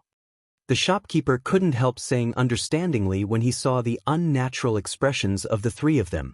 Alas, with their appearance, They would definitely be surrounded and watched when they went out. He forgot to remind them just now. Yes, shopkeeper. We want to eat something. Come up if there's anything delicious, Lung Ruoxue said bluntly. Then the three of them and the beast found a window seat and sat down. Okay, please wait a moment, the shopkeeper said hurriedly. Then he called a waiter and ordered softly. A few minutes later, the dishes were served one by one. These are our signature dishes. Please enjoy. The shopkeeper said politely and left. Icy jumped onto the dining table impatiently as soon as the shopkeeper left. It picked up a big chicken leg and began munching on it. Lung Ruoxue took a few bites of each dish and stopped eating. The freak and empty were the same. Doesn't the food suit your tastes? The shopkeeper couldn't help asking in puzzlement when he saw Lung Ruoxue and the others casually eating a few mouthfuls of food. No, we're not too hungry, Lung Ruoxue said helplessly. Alas. It seemed that in the shopkeeper's eyes, the three of them were not satisfied with the dishes of moon-gazing restaurant other than Icy. Oh. The shopkeeper answered gloomily. Alas. It seemed like no one was hungry except for the puppy, which was starving and eating happily. At this moment, the waiter served another plate of exquisite snacks and placed them in front of Lung Ruoxue and the others. These snacks taste good. You can try them, the shopkeeper said and looked at Lung Ruoxue and the others expectantly. Okay. Lung Ruoxue braced herself and took a small piece of white dessert into her mouth under the shopkeeper's hopeful gaze. Miss, how is it? The shopkeeper couldn't help asking. Very good, Lung Ruoxue praised. The dishes from the moon-gazing restaurant might seem ordinary to her, but the snacks were really good. They were full of milk fragrance and melted in her mouth, neither sweet nor greasy. As long as Miss likes it, the shopkeeper said happily. Shopkeeper Meng, didn't you say that there are no more fragrant milk cakes? Why does she have them? Before Lung Ruoxue could say anything, they heard an unruly female voice in their ears. Lung Ruoxue looked in the direction of the voice and saw a woman in red standing at the staircase. She was very beautiful, but the angry expression on her exquisite and beautiful face ruined this beauty. Alas. They were looking for trouble again. Lung Ruoxue couldn't help but sigh. She couldn't understand why they would encounter trouble every time they ate in the hall of the inn. No, this is the last plate. It was specially reserved for Miss Lung, the shopkeeper said honestly. He couldn't help frowning slightly and hiding the disgust in his heart. Miss Lung? What Miss Lung? Don't think you can be related to the Lung family just because your surname is Lung. The woman in red roared at Lung Ruoxue with contempt, but the jealousy in her eyes revealed her thoughts. Did I say that I'm related to the Lung family? The Lung family is the Lung family and I'm me, Lung Ruoxue said with some displeasure. It was very unbecoming of her to bicker with such a crazy woman. However, that woman actually involved the Lung family. How ridiculous. The last thing she wanted was to be related to the Lung family. I don't think you have anything to do with the Lung family, the woman in red said very proudly. Then she glared fiercely at the shopkeeper and roared furiously, Do you know who I am? You can stay if you want to. Why should she? Miss Wu Qianer, Miss Lung is the noble shop of our inn. She lives in a luxurious suite, the shopkeeper said indifferently without even looking up. Luxurious suite? I don't believe it. Can she afford to stay in it? Wu Qianer didn't believe the shopkeeper. In her opinion, the shopkeeper was obviously making excuses for the woman who snatched her milky fragrance cake. In her eyes, Lung Ruoxue couldn't afford to stay in such an expensive guest room because she couldn't bear to. I can't do anything if Miss Wu doesn't believe me, the shopkeeper said nonchalantly. Did Wu Qianer really think that the position of the future young master and wife of the Guanyu family was fixed on the board? One had to know that anything could change at any time. Damn it, what's with your attitude? Wu Qianer said very angrily, and she couldn't help cursing in her heart. He was just a shopkeeper, but he actually dared to treat her like this. When she became the young madam of the Guanyu family, the first person she would deal with would be him. Miss Wu, of course I'm treating you like a guest, the shopkeeper said nonchalantly. Do you know who I am? How dare you treat me as a guest? Wu Qian'er asked again angrily. Chapter 592, The Case Caused by a Dessert, 6. Miss Wu, you are the daughter of the Wu family and a guest of the moon-gazing restaurant. I know very well, the shopkeeper explained. Wu Qian'er was so angry that she couldn't say anything. She was the future young master's wife of the Guan Yu family. This damn shopkeeper actually pretended to be stupid. She was really angry. Damn it, those are my snacks. You're not allowed to eat them. Wu Qian'er took a deep breath and composed herself. She was about to defend her future status and argue with the shopkeeper when she realized that Leng Ruoxue had placed another piece of fragrant milk cake in her mouth. Moreover, it was in front of her. This was obviously a provocation to her. Therefore, she was immediately angry. Miss Wu, are you talking to me? Leng Ruoxue looked at Wu Qian'er with a spurious smile. There was no emotion on her beautiful face. Alas, why did this woman have to provoke her? Who else can it be but you? Those are my snacks. You're not allowed to eat them. Wu Qian'er roared in anger and embarrassment. Then she pounced at Leng Ruoxue. Get lost. The freak looked at the woman pouncing at Shuer with great disdain and kicked her away without any pity for the fairer sex. Anyone who dared to bully Shuer, regardless of gender, would be eliminated. Wu Qian'er, who was not mentally prepared at all, rolled a few rounds in the hall after being kicked by the freak. Then she rolled out of the inn's door in front of everyone. Amazing! Empty praised. He originally wanted to attack, but this freak beat him to it. Alas, why did this unlucky woman have to touch this wife-protecting maniac's weakness? Leng Ruoxue was stunned when she saw Wu Qian'er rolling out of the inn in an extremely disheveled manner with her face covered in dirt. Then she couldn't help muttering in her heart, is this a bloody case caused by a snack? The freak's kick wasn't light. In fact, she didn't take that woman seriously at all, but she was still very happy with the freak's protection. The shopkeeper, who was very close to them, naturally saw the freak's kick clearly. He rubbed his eyes, not believing the fact that he saw it with his own eyes. Wu Qian'er actually really rolled out of the inn. This man was really too amazing, his idol. The few people who were eating in the hall watched as the daughter of the Wu family rolled out of the inn like a ball. Their mouths were open in surprise, and their faces were full of disbelief. Everyone, she is the daughter of the Wu family. The shopkeeper wiped the cold sweat off his forehead and reminded cautiously. We know. Didn't you say it already? Leng Ruoxue said with a light smile. So what if she was the daughter of the Wu family? She wasn't even afraid of the Lan family, let alone the Wu family. The Wu family won't let the matter rest, the shopkeeper said helplessly. Alas! The Wu family had always been overbearing and domineering. If these people didn't have any backing, they would probably end up badly. In fact, he had a good impression of these people, so he didn't want them to become prisoners of the Wu family. Shopkeeper, is the Wu family you're talking about very powerful? Leng Ruoxue asked in puzzlement. She had heard the most from the 3 major superfamilies and the several major headquarters on the boundless heaven continent. As for the Wu family and the like, they were rarely mentioned. The Wu family might not be comparable to our Guan Yu family, but it can also be considered a top family on the boundless heaven continent, the shopkeeper explained speechlessly. Alas. So you don't know the Wu family situation at all. Is this considered being unafraid of those who don't know?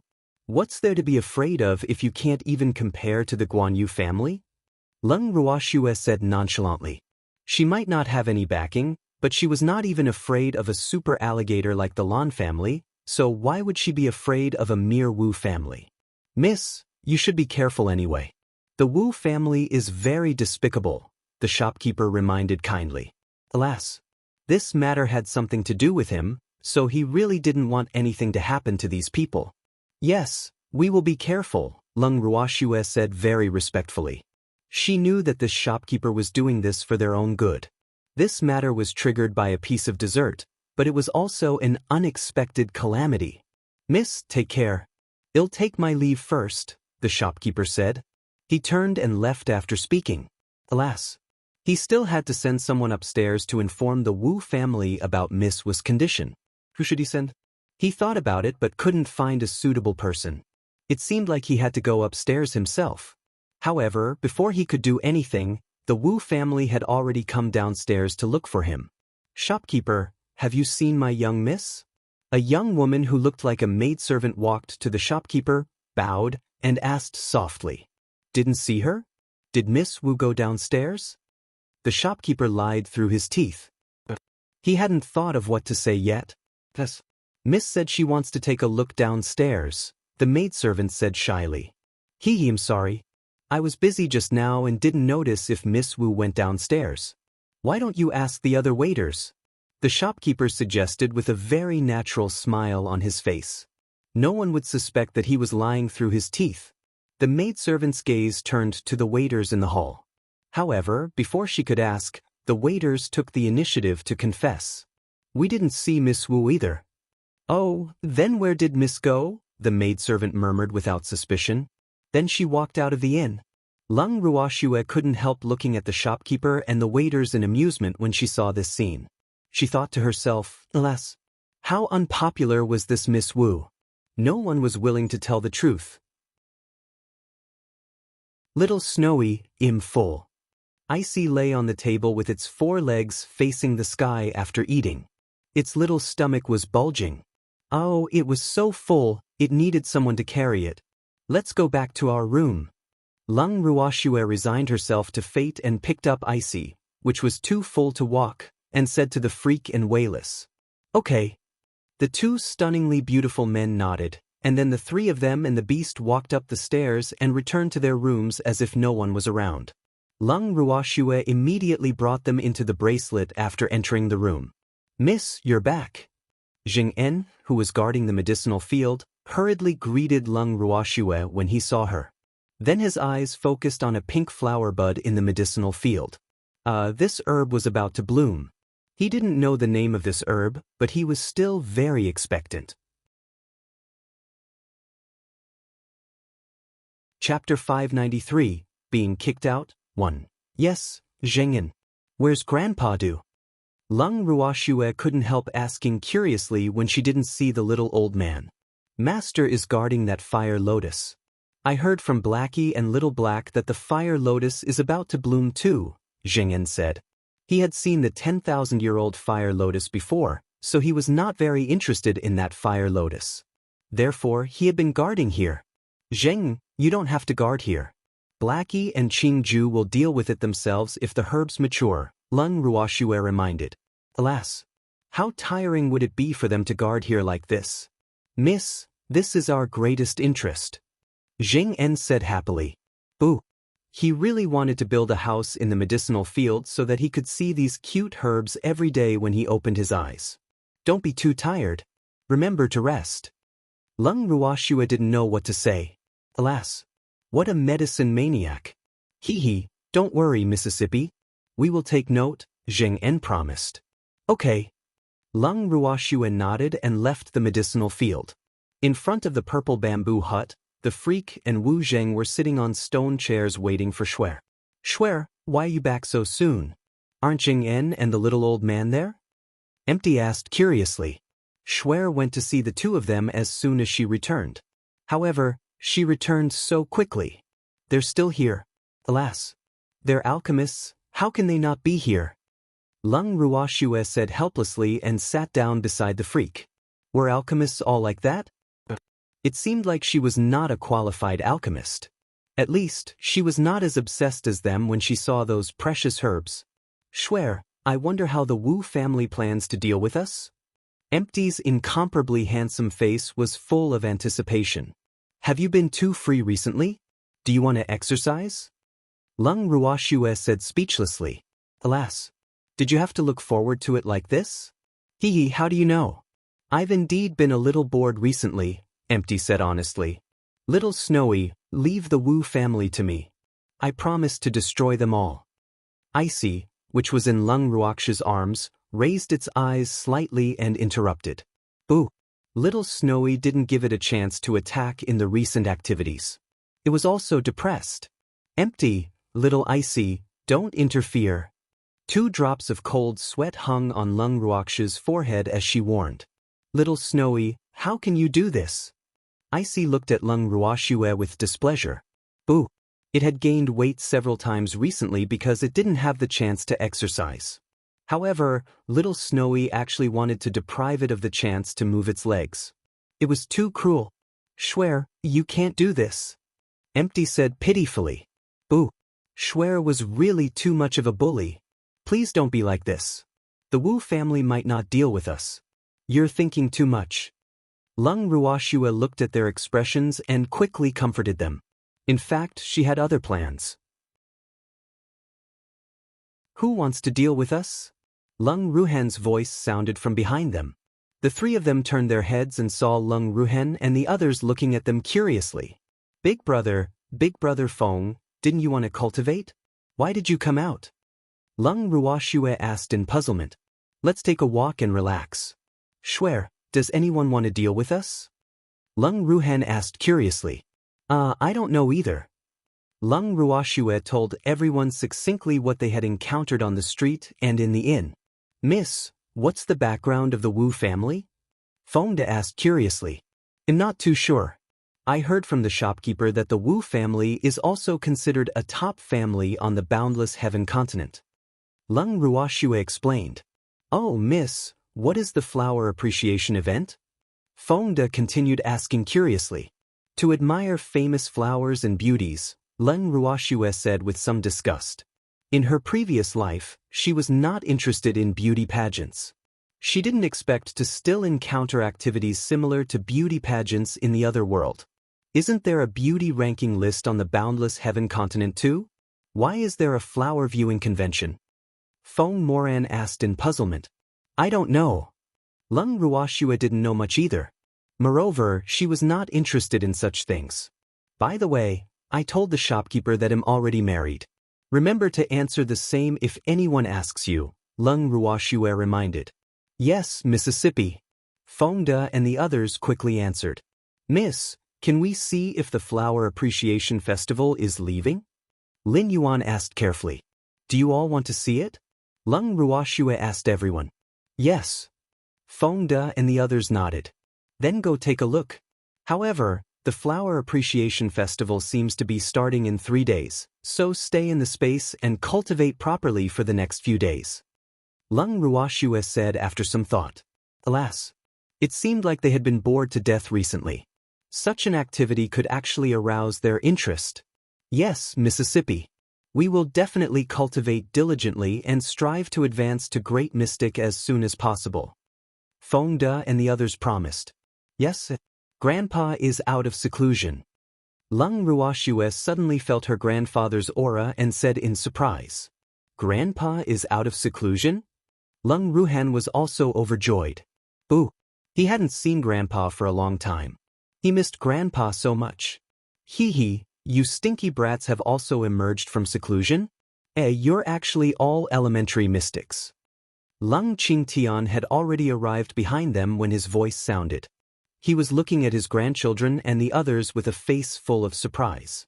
Alas, it was good to be young. Their cultivation speed was so fast. Grandpa! Lung Ruhan threw himself into Lung Qingshan's arms excitedly and hugged his grandfather tightly.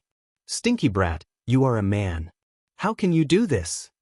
Lung Qingtian said uncomfortably. His grandson rarely threw himself into his arms since he became sensible. He didn't expect to feel the long-awaited feeling again. It was really not easy. Boo! He was so excited that he was about to cry. Grandpa! Lung Ruhan glared at his grandfather with some dissatisfaction after being teased. Little Han is shy. Lung Qingtian said happily. Alas, it was really a great blessing in life to have grandchildren gathered and to be on their knees. Chapter 594, Being Kicked Out, 2. Grandpa, congratulations on breaking through. Lung Ruoxue also walked to her grandfather and said happily. Schwer, your brother gave me a hug. Why didn't you give me one? Lung Qingtian said unpleasantly. Boo! Did his cute granddaughter despise him? Grandpa, It's because I haven't seen you for a long time, Lung Ruoxue said helplessly and gave Lung Qingtian a big hug. Alas, Grandpa actually threw a tantrum. That's more like it. Lung Qingnan was so beautiful after being hugged by his granddaughter. Swear, are those old things out yet? Lung Qingtian continued asking after being satisfied. They haven't come out yet. Grandpa was the first to come out, Lung Ruoxue said. They're so slow. Lung Qingtian said proudly. Grandpa, I'll bring you to a place to advance first. Lung Ruoxue said speechlessly. Alas, Grandpa was really becoming more and more like a child. He actually compared such things. Just go to the place where you advanced last time. Lung Qingtian suggested. Grandpa, we are no longer in Myriad Mountain City, Lung Ruoxue explained. Where are we then? Lung Qingshan's face was full of question marks. He hadn't been in seclusion for long, right? Why did he leave Myriad Mountain City so quickly? This is Moon-Gazing City, Lung Ruoxue said. Oh, swear, then bring Grandpa to a place to advance. Alas, Grandpa's cultivation level is much lower than yours now. Lung Qingtian pretended to be sad. He felt that his granddaughter's strength was even more unfathomable after coming out of seclusion this time, and her aura was even stronger. Grandpa, you will be like me after you advance? Lung Ruoxue quickly comforted. Swear, what's your current cultivation level? Lung Qingshan's face was full of curiosity. He should ask since he couldn't tell. Mystic Monarch. What? A Mystic Monarch? How did you cultivate so quickly? Lung Qingtian was so surprised that his mouth couldn't close. This was too unbelievable. He had only been in seclusion for a while, but his granddaughter had actually become a Mystic Monarch. What kind of abnormal cultivation speed was this? It was too shocking. At this moment, he had long forgotten about obtaining the silver snowfish. Grandpa, you know how to do it too, Lung Ruoxue said mysteriously. I still have a long time, Lung Qingtian said gloomily. Boo. He originally thought that he could have the same cultivation level as his granddaughter after exiting seclusion. However, he realized that he was falling behind again after exiting seclusion. This was a huge blow to him. It won't take long. Lung Ruoxue smiled evilly. Looks like Grandpa has forgotten about the existence of the silver snow pill. They'll take it as a surprise for him later. I hope so. Lung Qingtian was a little down, but he still forced a smile. Lung Ruoxue looked at her grandfather's expression and knew that he was complaining again. However, she planned to give her grandfather a surprise, so she naturally wouldn't tell him about the existence of the silver snow pill now. Lung Shui brought the freak out of the bracelet and left the inn. She found an uninhabited corner, summoned the little peacock and Lung, and got Lung Ling to cast an invisibility spell on them before sitting on the little peacock and leaving Moon-Gazing City. The little peacock flew for about an hour and found an uninhabited mountain in the northernmost part of Moon-Gazing City and descended. Master, this should be the most desolate mountain near Moon-Gazing City, the little peacock said softly. Yes, this will do, Lung Ruoxue said and moved her grandfather out of the bracelet. After coming out, Lung Qingtian looked at his surroundings, found an open space, and sat cross-legged. Then he let out his beasts. After a long while, the heaven-earth laws advanced as scheduled. About half an hour later, Lung Qingtian completed his advancement and officially became a great mystic. Immediately after, heaven and earth laws descended, and his beasts advanced individually. After a while, the heaven-earth laws slowly dissipated, and the advancement was temporarily over. Grandpa, eat this. Lung Ruoxue, who had been waiting by the side, brought a silver snow pill to Lung Qingtian when she saw that her grandfather had already adjusted his breathing. Okay. Lung Qingtian took the pill from his granddaughter and threw it directly into his mouth without thinking. Then he closed his eyes to regulate his breathing. However, he felt that something was amiss after a while because the spiritual energy in the pill was really too abundant. Moreover, he even felt the precursor to advance. Swear, what did you feed me? Lung Qingnan couldn't help asking and carefully controlled the rampaging spiritual energy in his body. Silver snow pill, Lung Ruoxue said with a light smile. Bad girl, Why didn't you tell me earlier? Lung Qingtian roared angrily. He had already remembered the effects of the silver snow pill. Ooh! He was about to advance again without any mental preparation. The heaven-earth laws descended on this desolate mountain again just as Lung Qingtian finished complaining. His beasts naturally obtained benefits and advanced again after Lung Qingtian advanced to Mystic Queen. After all the heaven-earth laws dissipated, Lung Qingtian and his beasts finished adjusting their breaths and looked at each other excitedly. Master, I'm also a transcendent divine beast, Thunder Knight said excitedly. Okay. Lung Qingtian caressed Thunder Knight's head and nodded happily. Thunder Knight had followed him for the longest time, and their relationship was the deepest. Grandpa, congratulations on becoming a mystic monarch. Lung Ruoxue walked to her grandfather and said with a smile. Stinky girl, why didn't you tell me earlier?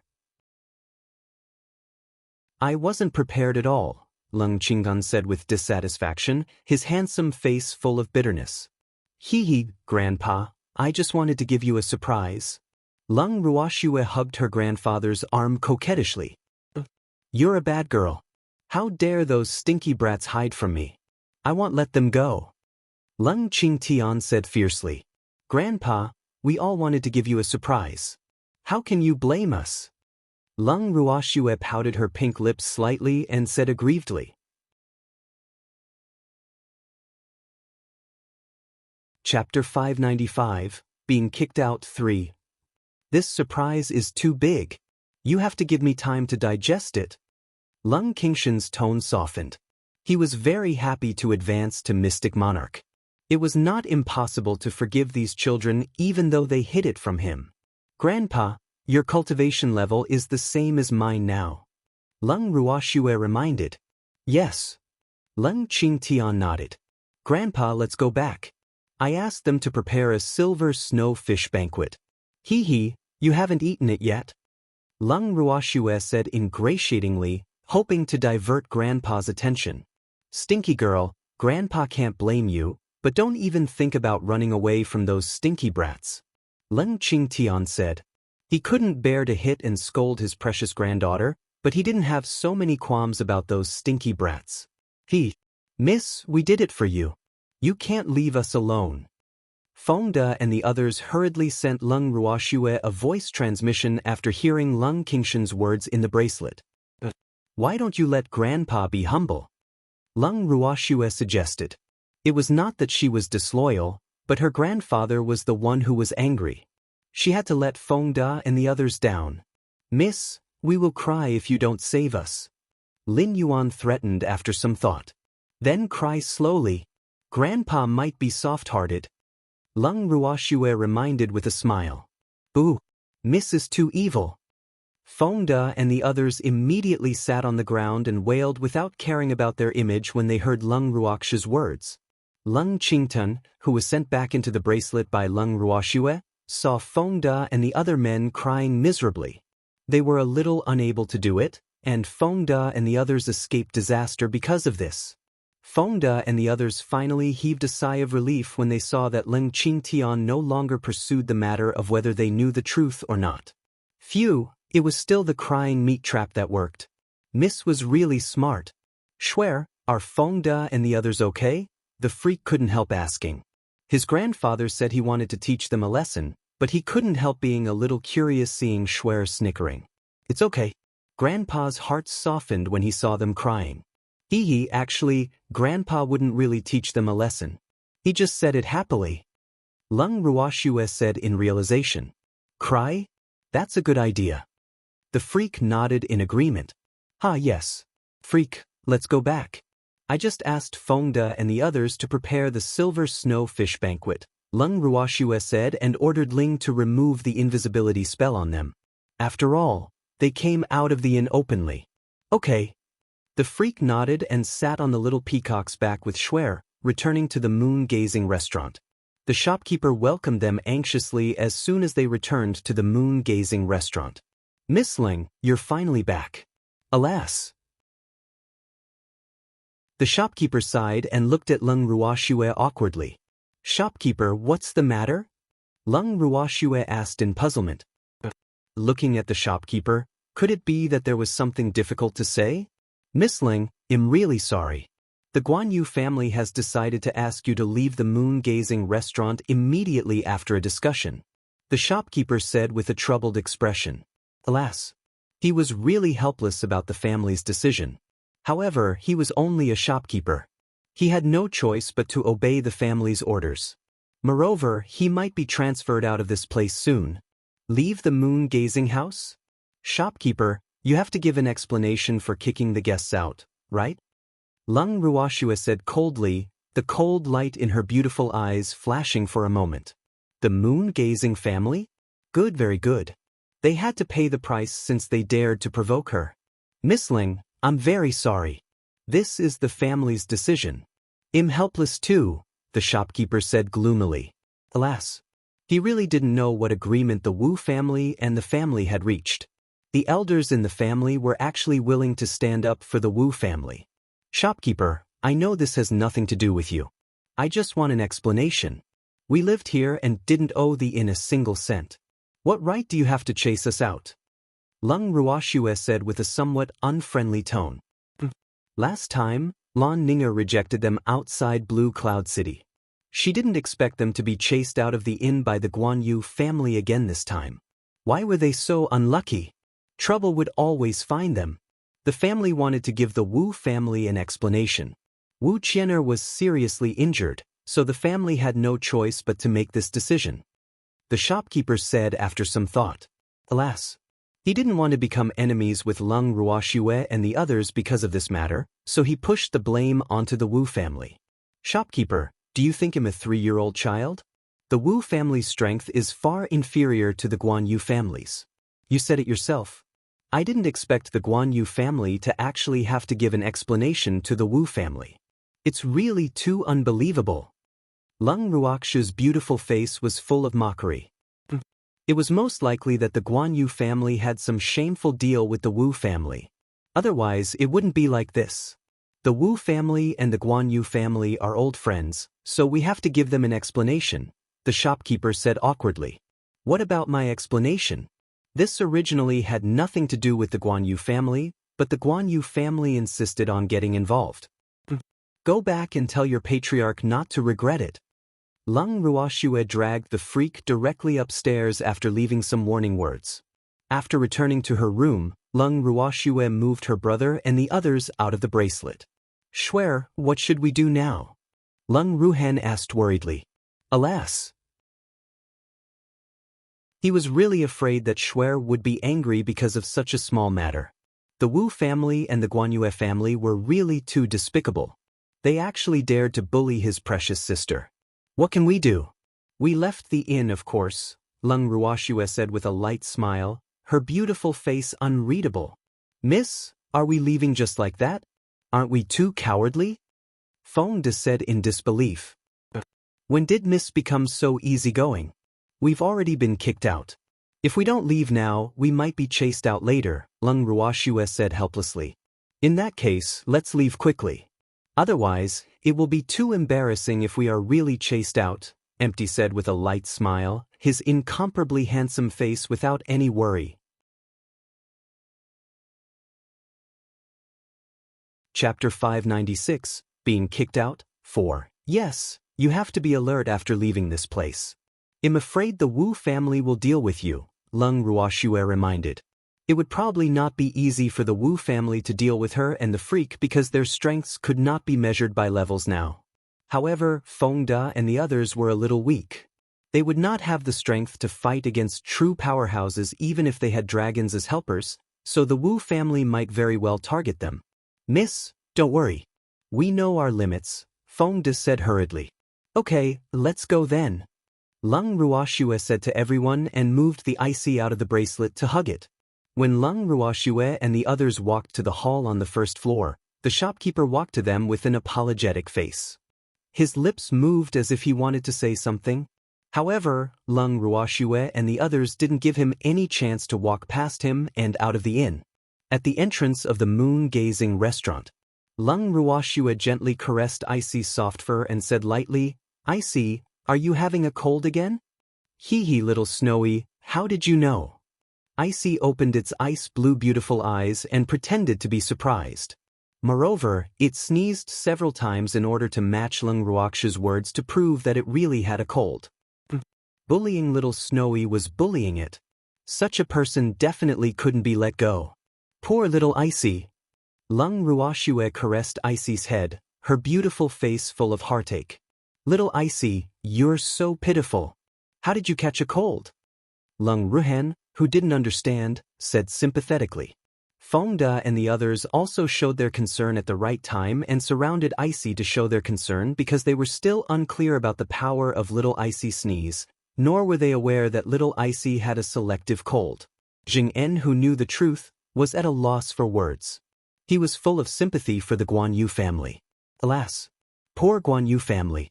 Why did you have to help the Wu family bully Miss out of all the people you could provoke? Great, you've caused trouble for yourself now. Alas.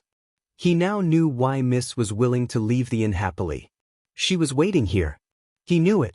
How could Miss not teach the Guan Yu family a lesson? Miss, let's leave quickly. Zheng Yan couldn't help reminding.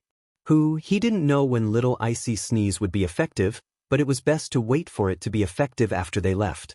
This was the most perfect. Okay.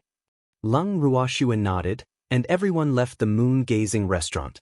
A few minutes after Lung Ruoxue and the others left the moon-gazing restaurant collapsed as Zheng Yan had imagined. At first, a crack appeared in the building, and then the moon-gazing restaurant shook violently. A few seconds later, it completely collapsed. Damn it, what happened? A guest who escaped death from moon-gazing restaurant couldn't help shouting.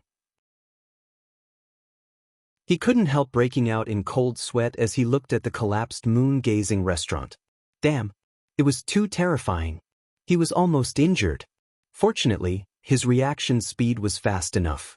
However, not all guests had such good luck. Many guests were injured when they ran out of the inn even though they escaped in time. That's right, shopkeeper. You have to give us an explanation. Your moon-gazing restaurant is the best inn in moon-gazing city. Why is the quality so poor? Another person questioned with a displeased face.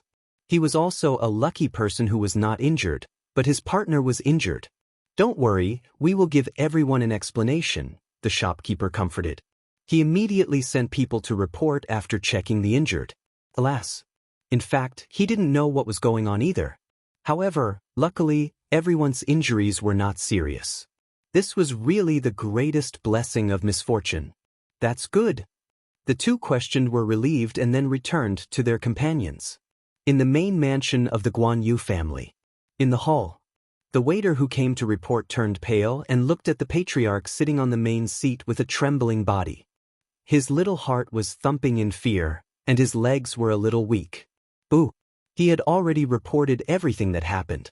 Patriarch and the elders, give a reaction. Do you mean the moon-gazing house collapsed? An elder of the moon-gazing family asked in disbelief after a long silence. They were all a little dumbfounded after hearing this news just now. Didn't they just react? Yes, the waiter whispered with cold sweat all over his body. Boo! Why are the patriarch and elders still so distracted after such a big thing happened? Did I say all that just now for nothing? He couldn't help complaining in his heart. Nonsense! How can the moon-gazing restaurant collapse? The quality of the moon-gazing restaurant is also one of the best in the boundless heaven continent. The elder couldn't help roaring. He didn't believe the waiter's words at all because in his heart, it was impossible for the moon-gazing restaurant to collapse because of the quality problem. Fifth elder, it really collapsed. All the guests in the shop are sleeping on the streets now. Many people are injured, but luckily, no one died, the waiter said carefully. First elder, send someone to take a look. You have to deal with them appropriately and calm them down. The flower appreciation meeting is about to begin. Don't let them have any dissatisfaction, the patriarch, who hadn't said a word, suddenly ordered. Yes, patriarch. Don't worry. I'll handle this matter myself. First elder stood up and promised. Then he turned and left the hall. At this moment, Lung Ruoxue and the others were already on another street adjacent to the moon-gazing restaurant. Lung Ruoxue caressed Icy's soft and satin-like fur and murmured, "It should be about time, right?" Hee hee. Icy smiled proudly. The human and beast's eyes collided, producing sparks of understanding, but it smiled without saying anything. Miss, we've been kicked out of the house, and the inns in Moon-Gazing City are full. Should we find a place to camp? Fengde couldn't help asking. Alas. He realized that Miss was actually so easygoing after coming out from seclusion for a period of time. She really left if she wanted to. She had to ask for compensation no matter what. Thinking of this, he felt a little depressed since he didn't know the truth.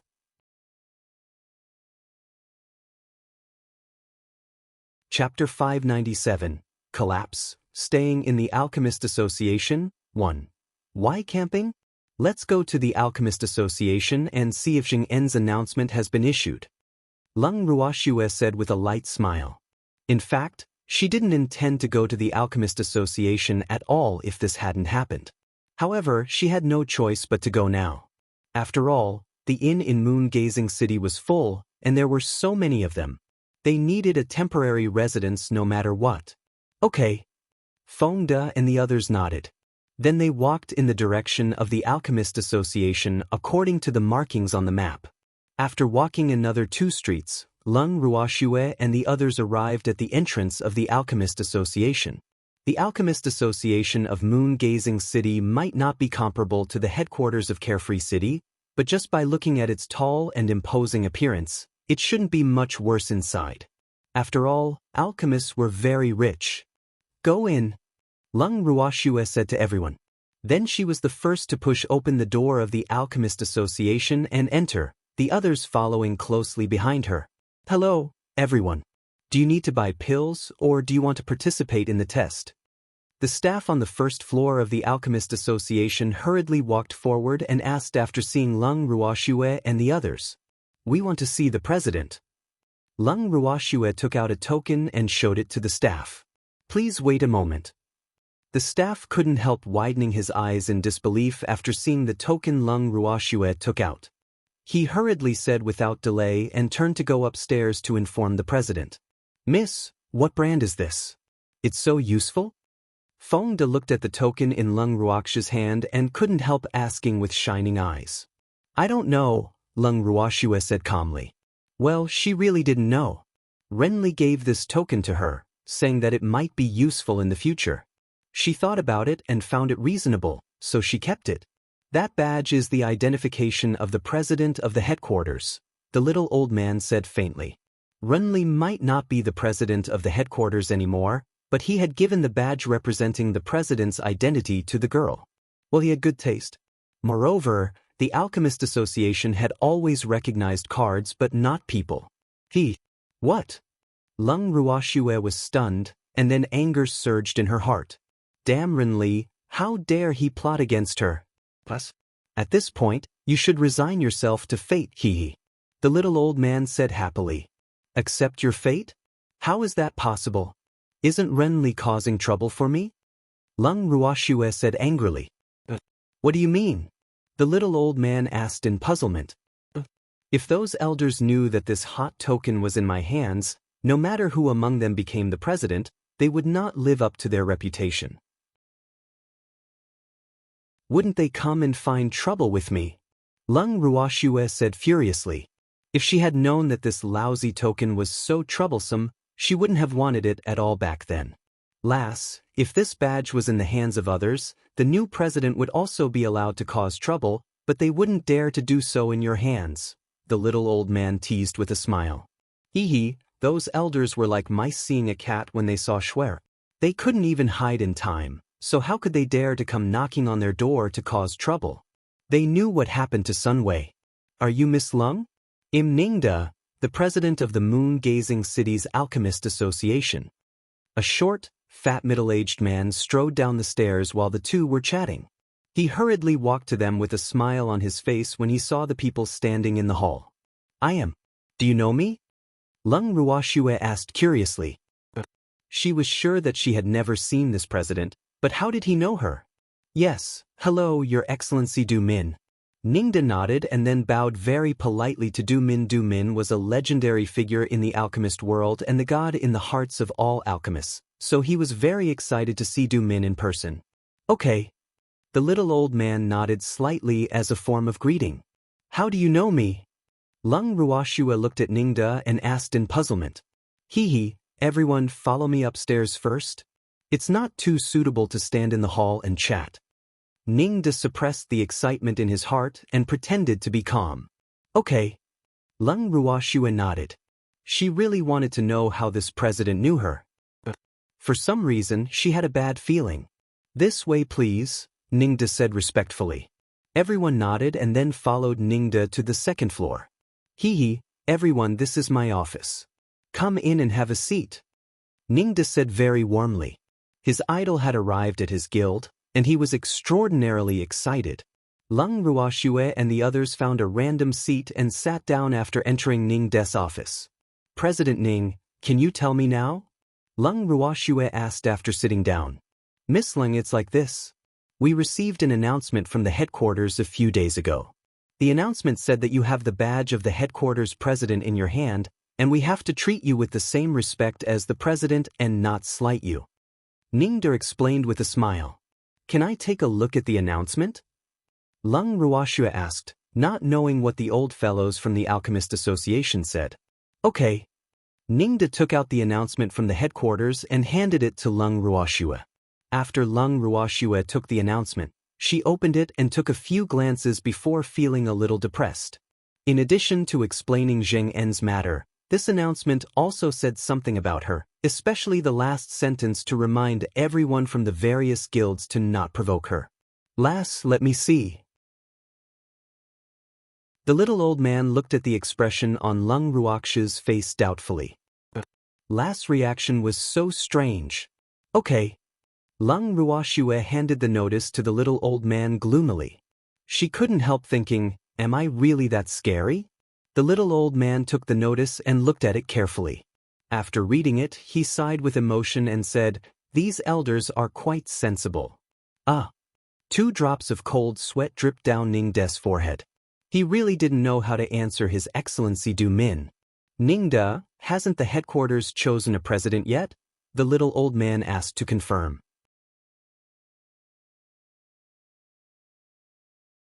Chapter 598, Collapse, Staying in the Alchemist Association, 2.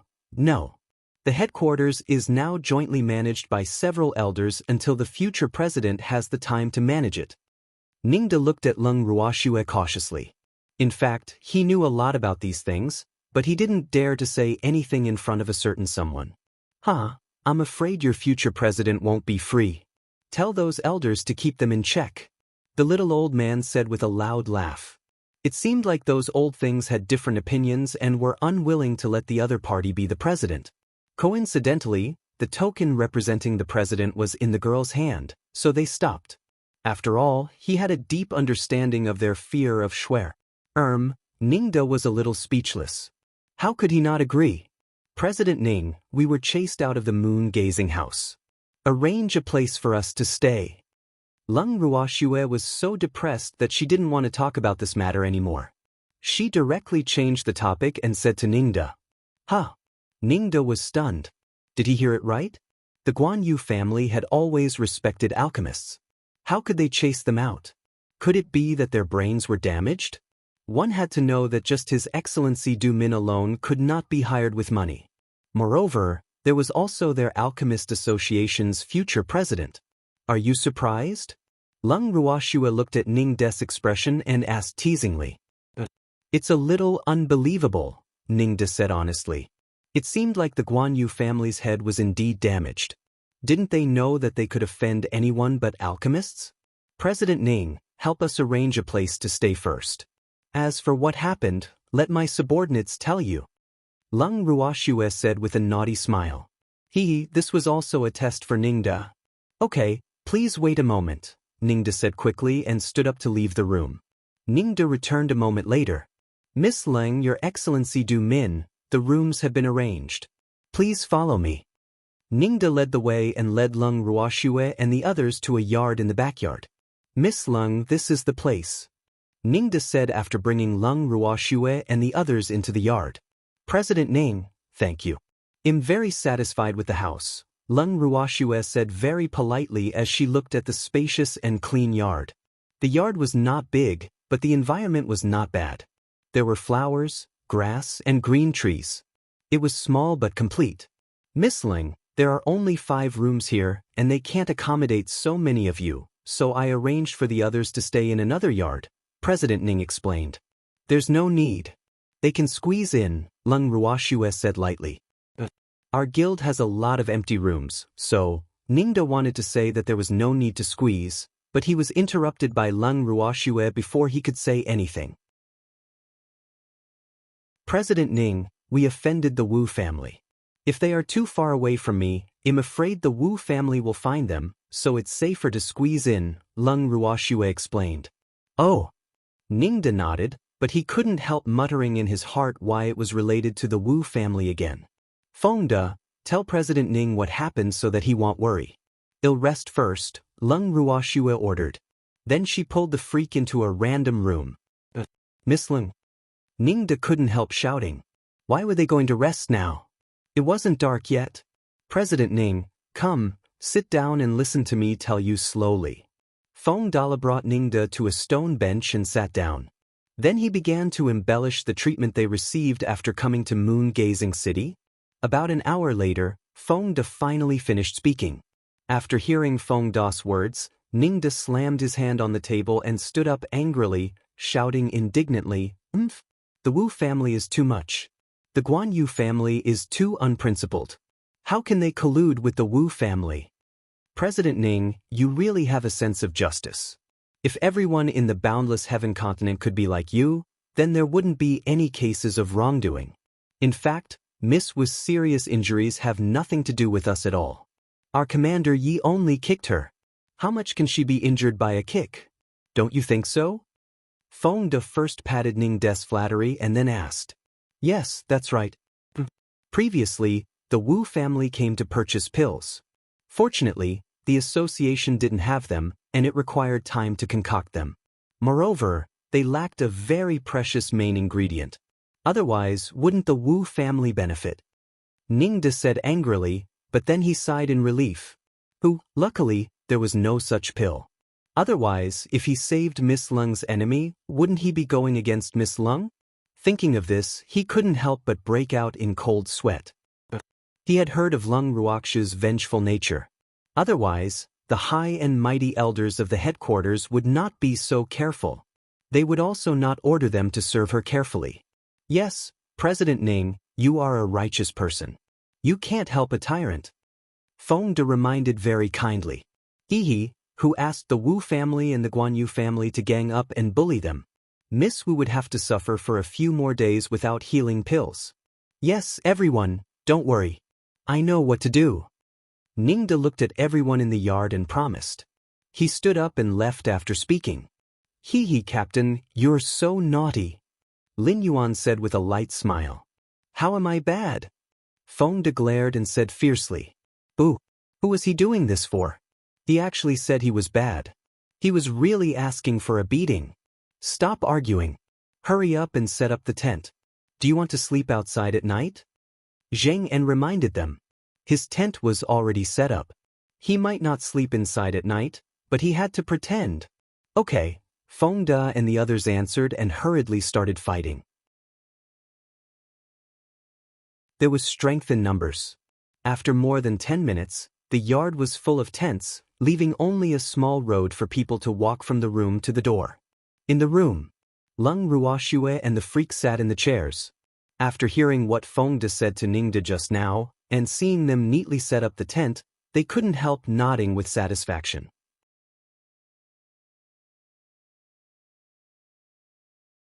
Chapter 599. Collapse, Staying in the Alchemist Association, 3. Shuer, why is that young lady of the Wu family seriously injured? The freak asked in puzzlement. He knew very well how much strength his kick had. Wu Qian'er would definitely be injured, but it shouldn't be so serious. I don't know. Could it be that that woman has other enemies? Lung Ruoxue guessed. Yes, it's possible. If I knew who framed me and made me take the blame for him, I definitely wouldn't let him go. The freak said through gritted teeth. He didn't care about Wu Qian'er's life or death, but he was a little regretful now. He was too careless back then, to the point that he was taking the blame for others now. Ooh. If he had known that this would happen, he might as well have been more ruthless back then. That would also live up to its name. Huh, the freak, you're very depressed now, right? Leng Ruoxue said in realization. Yes, it's quite depressing, the freak said honestly. Ooh, he was framed. Hee hee, what's there to be depressed about? In fact, no matter how heavy your kick was, the Wu family won't let us go, Leng Ruoxue said understandingly. Even if the freak didn't kick Wu Qian'er out of the inn, Wu Qian'er would still find trouble with them. This was unavoidable. Swear, I'm depressed because I was framed. You have to console me. The freak's bright black eyes looked at Leng Ruoxue longingly, his starry eyes full of anticipation. Call them in. Let's go eat the silver snowfish dinner, Leng Ruoxue said with a light smile. That's it? The freak looked at Leng Ruoxue with great dissatisfaction. What else? Leng Ruoxue looked at the freak innocently. At least a kiss. The freak pouted, his handsome face full of anticipation. Don't play the limiting role in front of me. I'm a pure and innocent child. At this moment, Icy, which had been lying in Leng Ruoxue's arms, opened its ice-blue beautiful eyes helplessly, reminding them of its existence. Ooh, don't ignore it. Sleep with you. The freak glared at Icy and said irritably. Ooh, how could he have forgotten about this little light bulb? Huh, freak, quickly go and call them. Leng Ruoxue looked at the freak who was a little angry from embarrassment and said with a happy smile. Okay, the freak answered reluctantly and left the room. Little Snowy, you will spoil me. Icy looked at Leng Ruoxue aggrievedly after the freak left. Of course not. It's bad enough that you don't need us to teach you. Leng Ruoxue raised Icy in front of her and teased. Little Snowy, how can you wrong me? Icy protested. Tears welled up in its beautiful ice-blue eyes and rolled around. Damn Icy, you're pretending to be pitiful in front of Schwer again. The freak who returned after calling everyone saw Icy's pitiful appearance and exposed it rudely. Boo! Why did everyone or beasts around Schwer learn this move now? How am I? Icy glared at the freak and roared with displeasure. All right, stop arguing. Let's go eat the silver snowfish. Leng Ruoxue sighed helplessly. Then with a thought, everyone was brought into the bracelet by her. Schwer! Leng Qinggan, who had been circling around uneasily in the space, hurriedly came forward when he saw his precious granddaughter. Grandpa, we're in the Alchemist Association. Leng Ruoxue hurriedly explained when she saw her grandfather. I know. Schwer, what happened? Leng Qingtian asked in puzzlement. He had just come out of seclusion. He knew that his granddaughter and the others had been chased out of the inn, but he was not very clear about the origin of the matter. Grandpa, don't worry. The Wu family isn't our match. Leng Ruoxue calmly told her grandfather what happened. I see. Leng Qingtian didn't know whether to laugh or cry after hearing what his granddaughter said. Alas, he didn't expect the cause of the matter to be a snack. This was too unbelievable. Grandpa, let's go and eat the silver snowfish. Leng Ruoxue held her grandfather's arm coquettishly. To her, all this was nothing. Moreover, she would let the Guan Yu family and the Wu family know that provoking her would result in consequences. Okay. Leng Qingtian nodded. He was never worried about his granddaughter's strength. Instead, he felt some pity for the two families who provoked his precious granddaughter. Alas. Tell me, why did you have to provoke his granddaughter? Leng Ruoxue and the others were in an incomparably good mood as they ate the delicious silver snowfish in the space. However, some people in Moon-Gazing City were not as happy as them. In the main mansion of the Guan Yu family, the Wu family was temporarily staying in the guest room of Fallen Plum Garden. Patriarch, Miss fainted from the pain again. In Wu Qian'er's room, the maidservant said worriedly to a fierce-looking middle-aged man. Guards! The middle-aged man roared as his two subordinates, who had been waiting outside the door, pushed the door open and walked in. Patriarch, what instructions do you have? The two subordinates asked respectfully. Is second butler back yet? The Wu family's patriarch, who had a fierce look on his face, asked furiously. He had sent second butler to buy snake ting flour, but he hadn't returned for several hours. It was really infuriating. Reporting to patriarch, second butler hasn't returned yet. However, I heard that there are no soaring snakes in all the shops in Moon-Gazing City, so I guess second butler went to the neighboring town to purchase them, a subordinate said. Oh, inform me immediately when the second butler returns. By the way, did anything happen in the inn? The Wu family's patriarch asked again. Qian'er was his most outstanding daughter, but now his precious daughter was lying on the bed like a cripple. How could he take this lying down? He would definitely not let those people go. As far as I know, shopkeeper Meng has already chased them out of the inn, another subordinate said. He had just learned this news, but he didn't know if he should tell the patriarch about the collapse of the moon-gazing restaurant. Okay, get someone to keep an eye on them.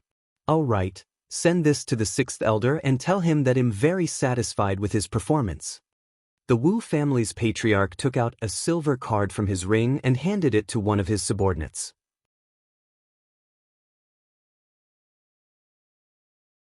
Chapter 600. Where do you want to take me? 1. Yes. A subordinate immediately left the room after receiving the silver card. Get second butler to bring the snake soaring flour to the Alchemist Association immediately when he returns.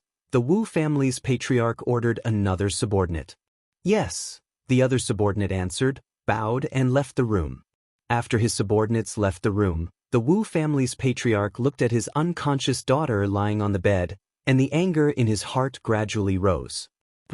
He would definitely not let those people go. According to his investigation, Leng Ruoxue and the man named Freak were the top two in the Mystic Association competition not long ago. However, a mere elementary mystic actually dared to go against their Wu family. He really didn't know how the word death was written. Qian'er was his most outstanding daughter. He still hoped that this daughter could become the young madam of the Guan Yu family. However, looking at Qian'er's current state, how could she still participate in the Flower Appreciation Festival? No, he had to treat his daughter's injuries before the Flower Appreciation Festival.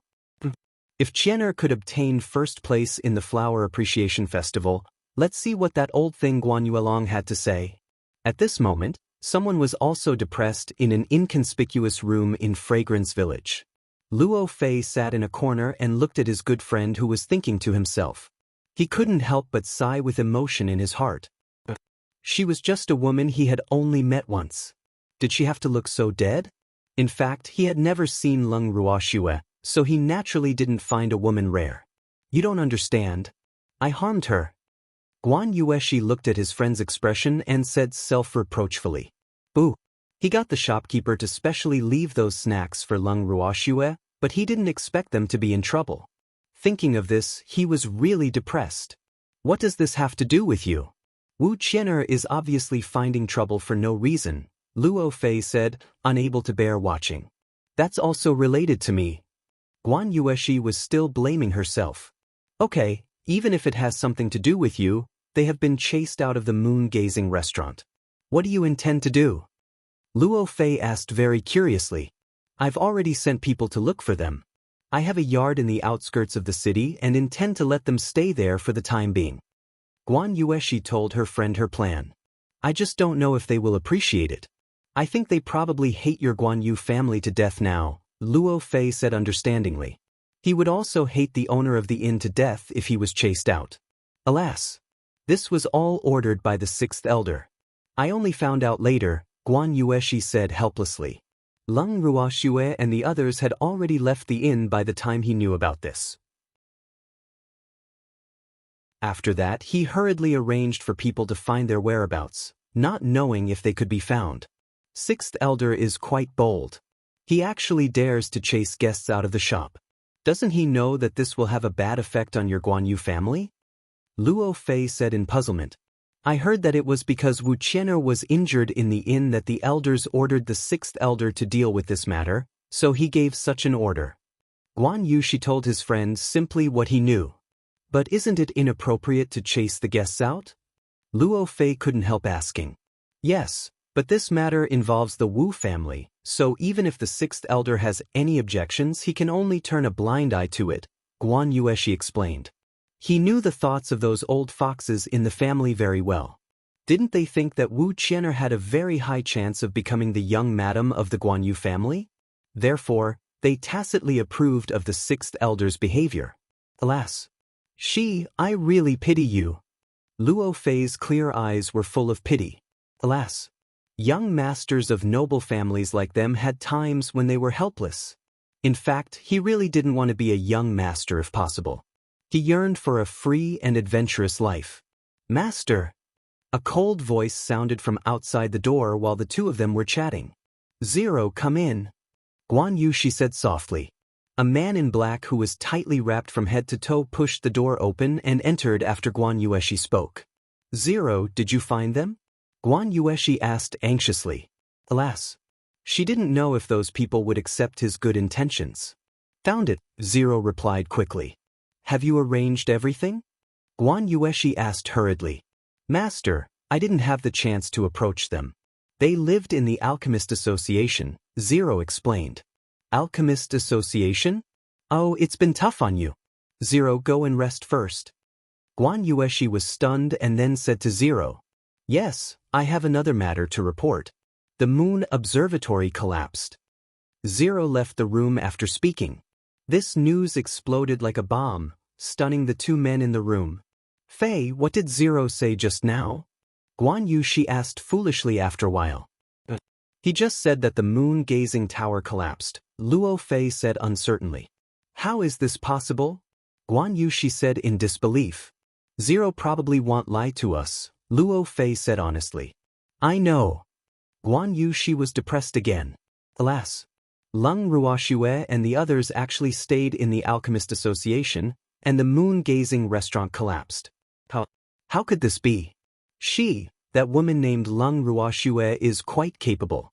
She can actually stay in the Alchemist Association. Could she be an alchemist? Luo Fei guessed. One had to know that not just anyone could stay in the Alchemist Association. I don't know either. They'll go home and see the situation first. Guan Yu, she stood up. He didn't have to worry about them since Lung Ruoxue and the others already had a place to stay. They'll go back with you. Luo Fei said and stood up. Okay.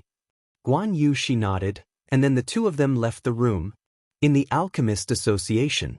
In the president's office, Ningda looked at the second butler of the Wu family standing respectfully in front of him without a word, thinking about how to send this person away.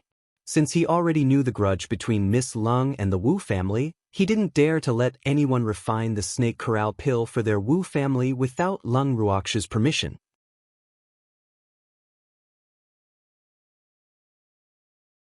Chapter 601. Where do you want to take me? 2. Second butler. To be honest, the alchemists who can refine the snake corral pill are not here now, so I'm afraid you've come for nothing. Ningda smiled amiably, his shrewd eyes full of apology. President Ning, how can this be? Weren't the masters from a few hours ago still around? The second butler thought that he had heard it wrong and said in disbelief. The snake corral pill might only be an earth-grade pill, but the difficulty of refining it was not inferior to a heaven-grade pill at all. Therefore, only alchemists above the alchemist grandmaster level had the chance to successfully refine it.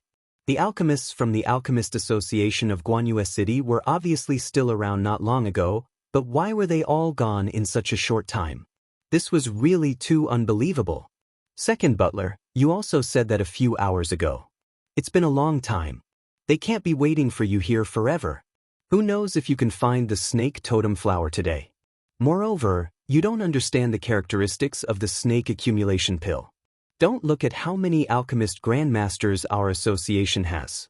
They don't have much confidence in refining the snake accumulation pill. If you want the success rate to be high, it's best if you can find an alchemist supremacy so that you don't waste the snake accumulation flower you worked so hard to find. Ningda reminded very understandingly. President Ning, where did those grandmasters go? The second butler asked stubbornly. Didn't he know that the success rate of finding an alchemy supremacy to refine would be higher? However, alchemy supremacies were not cabbages that could be found easily. Moreover, even if he found them, the alchemy supremacy might not refine an earth-grade pill for you. At that time, he would probably have to find an alchemy grandmaster to refine it. More importantly, their young miss couldn't wait. They went to the headquarters, Ningde said after some thought. He didn't believe that the Wu family would dare to go to the headquarters to find someone. Moreover, the headquarters was far away. Wu Qian'er would probably be in pain by the time they found someone and returned. The headquarters? Why did they go to the headquarters? The second butler couldn't help but roar. Damn! The headquarters would take at least half a month to reach Guanyu City, and it would take more than a month to travel back and forth. If he went to the headquarters to find someone, the old master would skin him alive. They naturally have something important to do at the headquarters. Ningde's tone suddenly became a little cold. What important matter is more important than our young Miss Matter?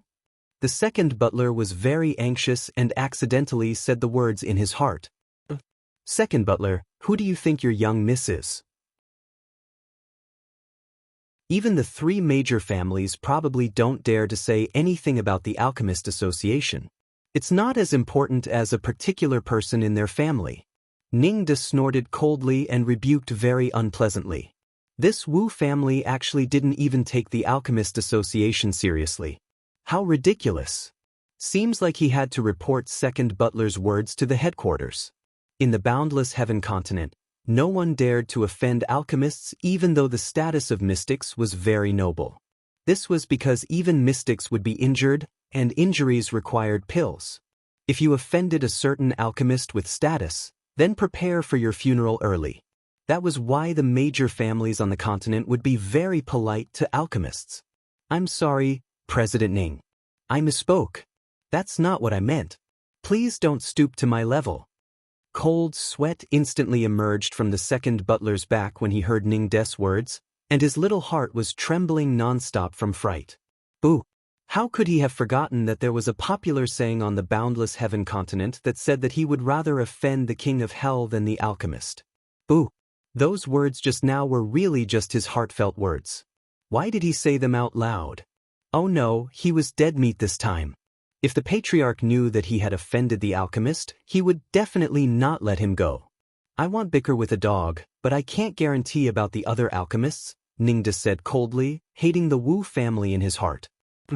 He hadn't felt that the Wu family was so annoying before, but now, the Wu family was like a nauseating fly in his heart, wanting to destroy them whenever he saw them. President Ning, I'm a dog. You can hit or scold me, but don't be angry with me. The second butler pleaded with a long face. Boo! If he couldn't coax Ningde, then he wouldn't have a way out. He knew very well how ruthless the patriarch was. I won't be angry with a dog. You can go, Ningde said lightly. Then he stood up and left the office without looking at the second butler. After Ningde left the office, he went straight to the yard he had prepared for Leng Ruoxue and the others. He saw tents full of them through the fence as he walked to the door. 2 black lines rolled down his forehead. It seemed like they really planned to camp in the yard. Ningde knocked on the door and waited respectfully. President Ning, why are you here? Fengde walked out of the room, opened the door, and asked Ningde curiously. I wanted to ask you what you want to eat for dinner. Ningde walked into the yard and said, President Ning, you don't have to worry. We've already eaten, Fengde said with a smile. Then he pulled Ningde to a stone bench in the yard and sat down. Have they eaten? Why so quickly? Ningde couldn't help but ask curiously. He couldn't help thinking in his heart. Could they have gone out to eat? However, he hadn't heard anyone from the guild say that they had gone out before. We eat food prepared by ourselves. We are used to eating what we prepare when we are out training, Fengde explained. Oh, why don't we see Miss Leng and the others? Ningde couldn't help asking when he saw only Fengde coming out. Miss and the others are all asleep, except for me. By the way, Miss asked me to give this to you. Fengde handed Ningde a white porcelain bottle. This is... Ningde took the porcelain bottle and asked doubtfully. However, when he opened the stopper, the medicinal fragrance in the bottle seeped out. He couldn't help but widen his eyes, so excited that he was speechless. Snow Spirit Pill. Ningda said excitedly after a while. Boo! It really was the Snow Spirit Pill, the legendary heaven-grade Snow Spirit Pill. President Ning, it's just a pill. Do you have to be so excited? Fengde teased softly.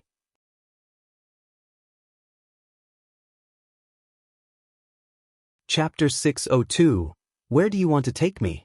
3. You don't understand, you don't understand. The Snow Spirit Pill is a legendary heaven-grade pill. The main ingredient is very precious, and it has to be a 1,000-year-old snow lotus. However, there are no 1,000-year-old snow lotuses in the world anymore, so I've never had the chance to obtain it.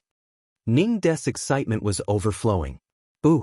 When he concocted the pill a few years ago, he suffered a very serious injury from the backlash. Unless he could find a 1,000-year-old snow lotus or a snow spirit pill, he would never have the chance to become an alchemist. Alas, if not for his injuries, he would probably still be receiving guidance from the president at the Alchemist Association now. How could he be the president? A guild like the Alchemist Association was very different from the Mystic Association. In the Mystic Association, the president was a symbol of the rights and status of a mystic. However, in the Alchemist Association, the president was equivalent to a handyman. The ones with true status in the Alchemist Association were alchemists who only wanted to refine the best pills, and the president was only serving them. Of course, he was referring to the various alchemist branches. The situation in the headquarters was naturally different. Why don't I understand? This snow spirit pill can enhance ice and water attribute spiritual energy, right? Our Miss Beasts often eat it, Fengde said nonchalantly. Beasts eat it often? Ningda widened his eyes and asked doubtfully. Fengde was right. The snow spirit pill could not only heal fire attribute cultivators from the backlash, but it could also increase spiritual energy for ice and water attribute mystic cultivators. However, the snow spirit pill was really too precious, and no one was willing to use it to increase their spiritual energy. Yes, beasts like Charm and the others eat it as snacks, Fengde said honestly, not thinking that his words would have any effect on Ningda at all. In fact, they had eaten a lot of Miss pills that could increase spiritual energy. Does Miss Lung still need beasts? Ningda asked dumbfoundedly. Boo! He wanted to be Lung Ruox's beast after hearing Fengde's words. What? Do you want to be a beast for my young miss too? Hee, our commander, you will be jealous if my young miss doesn't accept humanoid beast drops. Fengde teased with a smile. No, I'm just a little envious of the treatment those beasts receive, Ningda said awkwardly. Boo! He might have that idea, but he was not a beast after all. Why would Miss Lung accept him? In fact, being Miss Subordinate isn't an ordinary good treatment. We've also eaten a lot of Miss pills like the Snow Spirit Pill you mentioned. Fengde said with a face full of pride. The expression on his face was very smug. Really? Ningda said with a face full of surprise, envious of Fengde and the others in his heart. Of course it's true. By the way, quickly go back and take the Snow Spirit Pill. I want to sleep too, Fengde urged. Boo! He still wanted to go back and eat the silver snowfish. Miss said that she would keep it for him, but he really didn't trust those gluttons Lin Yuan. You're sleeping so early, Ningda said in disbelief. Yes, Miss said that it's good to sleep early and wake up early. The consequences will be very serious if we fall behind. Fengde said pitifully. Boo!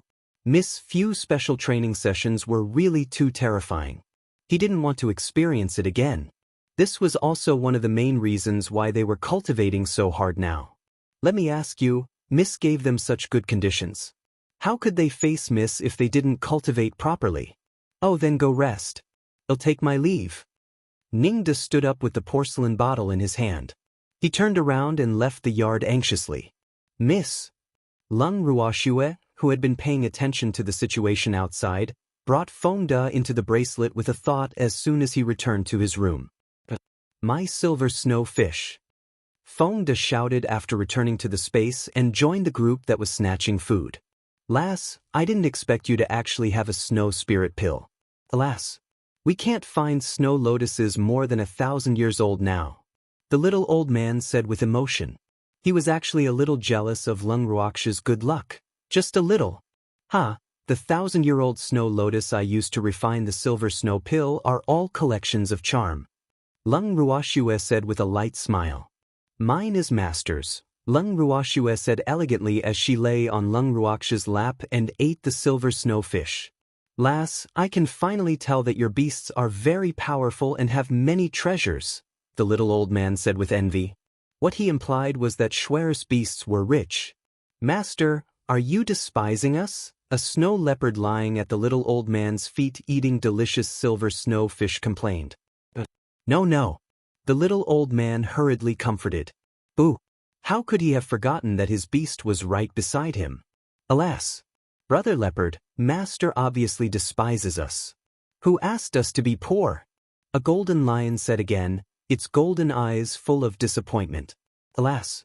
It also admitted that they were indeed poor compared to Charm and the other beasts.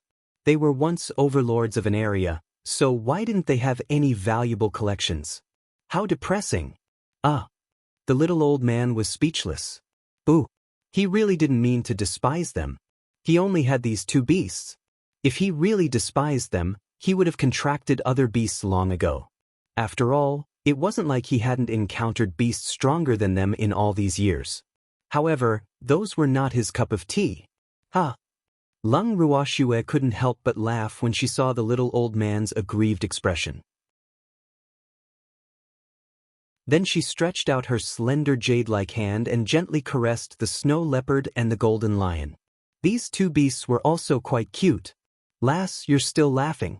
Boo-hoo! The little old man's expression became even more aggrieved, and he was depressed in his heart. Bad girl, you actually laughed at me. Ha, Grandpa do, I'm done eating. Eat slowly. Lung Ruoxue said with a light smile. Then she pulled the freak beside her to stand up and walked directly toward the purple bamboo hut. I'm done eating too. Enjoy. Empty stood up and left. After a long while, everyone was almost done eating. Feng De and the others consciously packed their things and returned to their rooms. The next morning.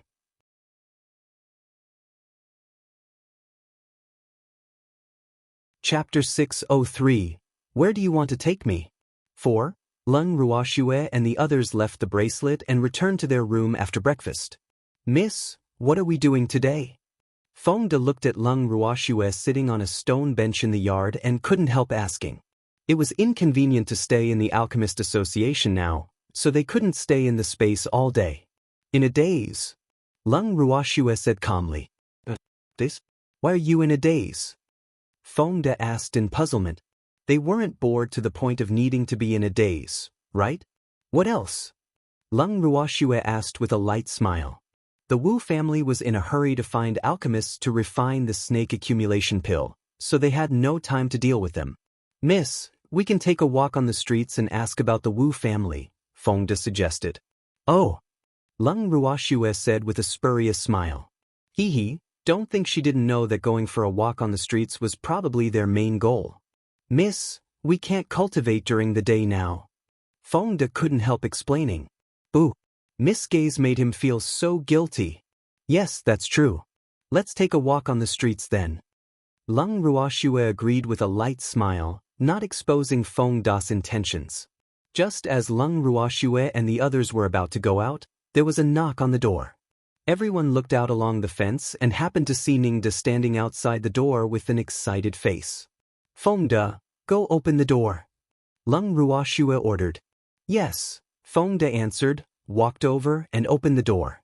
Miss Ling, thank you for your snow spirit pill. My injuries are all healed.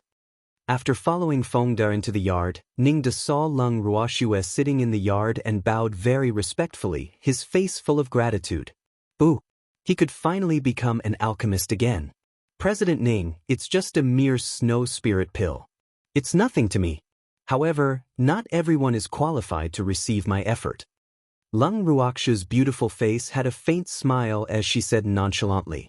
What she implied was that she was also looking at others to be kind. I understand, President Ning said very respectfully and took the initiative to call himself a subordinate. President Ning, we intend to take a walk on the streets, Lung Ruoxue said softly, ignoring Ning De's words. Miss, just call me Ning De. I'll go with you. No one in moon-gazing city has dared to not give me face.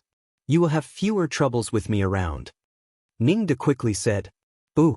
He had to perform well and strive to become Miss Subordinate as soon as possible. Okay.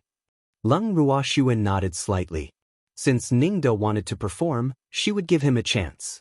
After all, she had a good impression of Ning De. Miss, please. Ning De bowed slightly and made an inviting gesture. Ning De, you have to lead the way.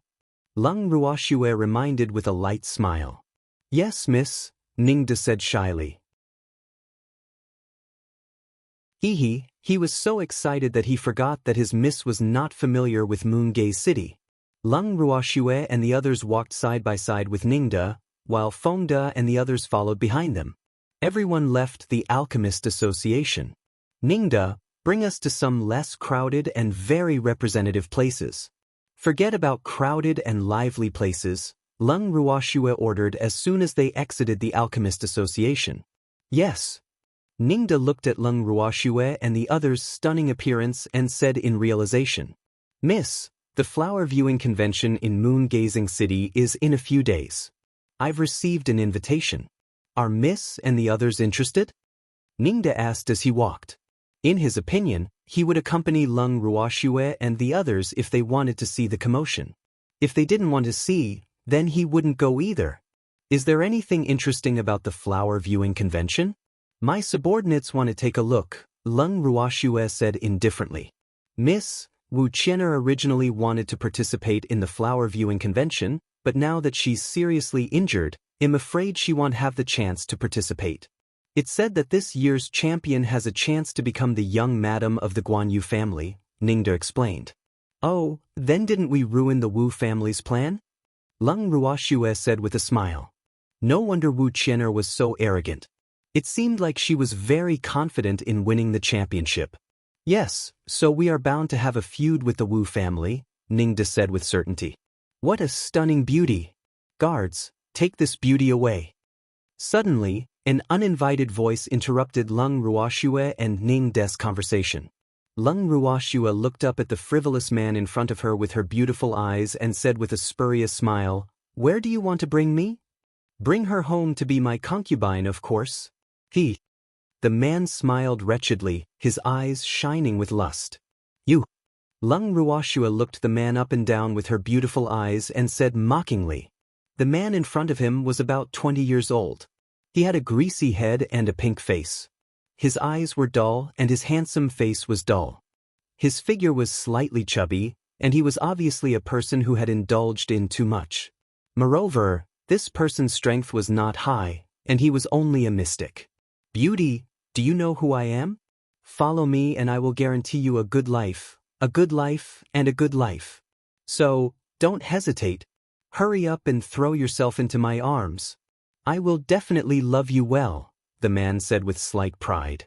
He almost drooled as he looked at Lung Ruoxue's beautiful appearance. I really don't know who you are. Why don't you introduce yourself?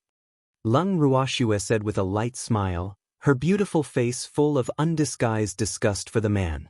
I'm Guanyu Lai, the most favored 9th young master of the Guanyu family. How is it? I scared you. Guanyu Lai said with a face full of pride. In his understanding, as long as he announced his family, all the women he liked would take the initiative to enter his arms. Guanyu Lai? I've never heard of him. Have you heard of him? Lung Ruoxue frowned slightly and turned to Ning De. No. Guanyu Shi is the most famous among the young masters of the Guanyu family. I don't know who Guanyu Lai is. Ning De said very disdainfully. You're tuning in to the Passion Pages YouTube channel. We're so grateful for your support and don't forget to subscribe to join us on this incredible journey through captivating stories. Your generosity through donations truly makes a world of difference, as it's the primary source of revenue that allows me to expand and enhance this channel for you. Thank you from the bottom of my heart for being a part of this adventure.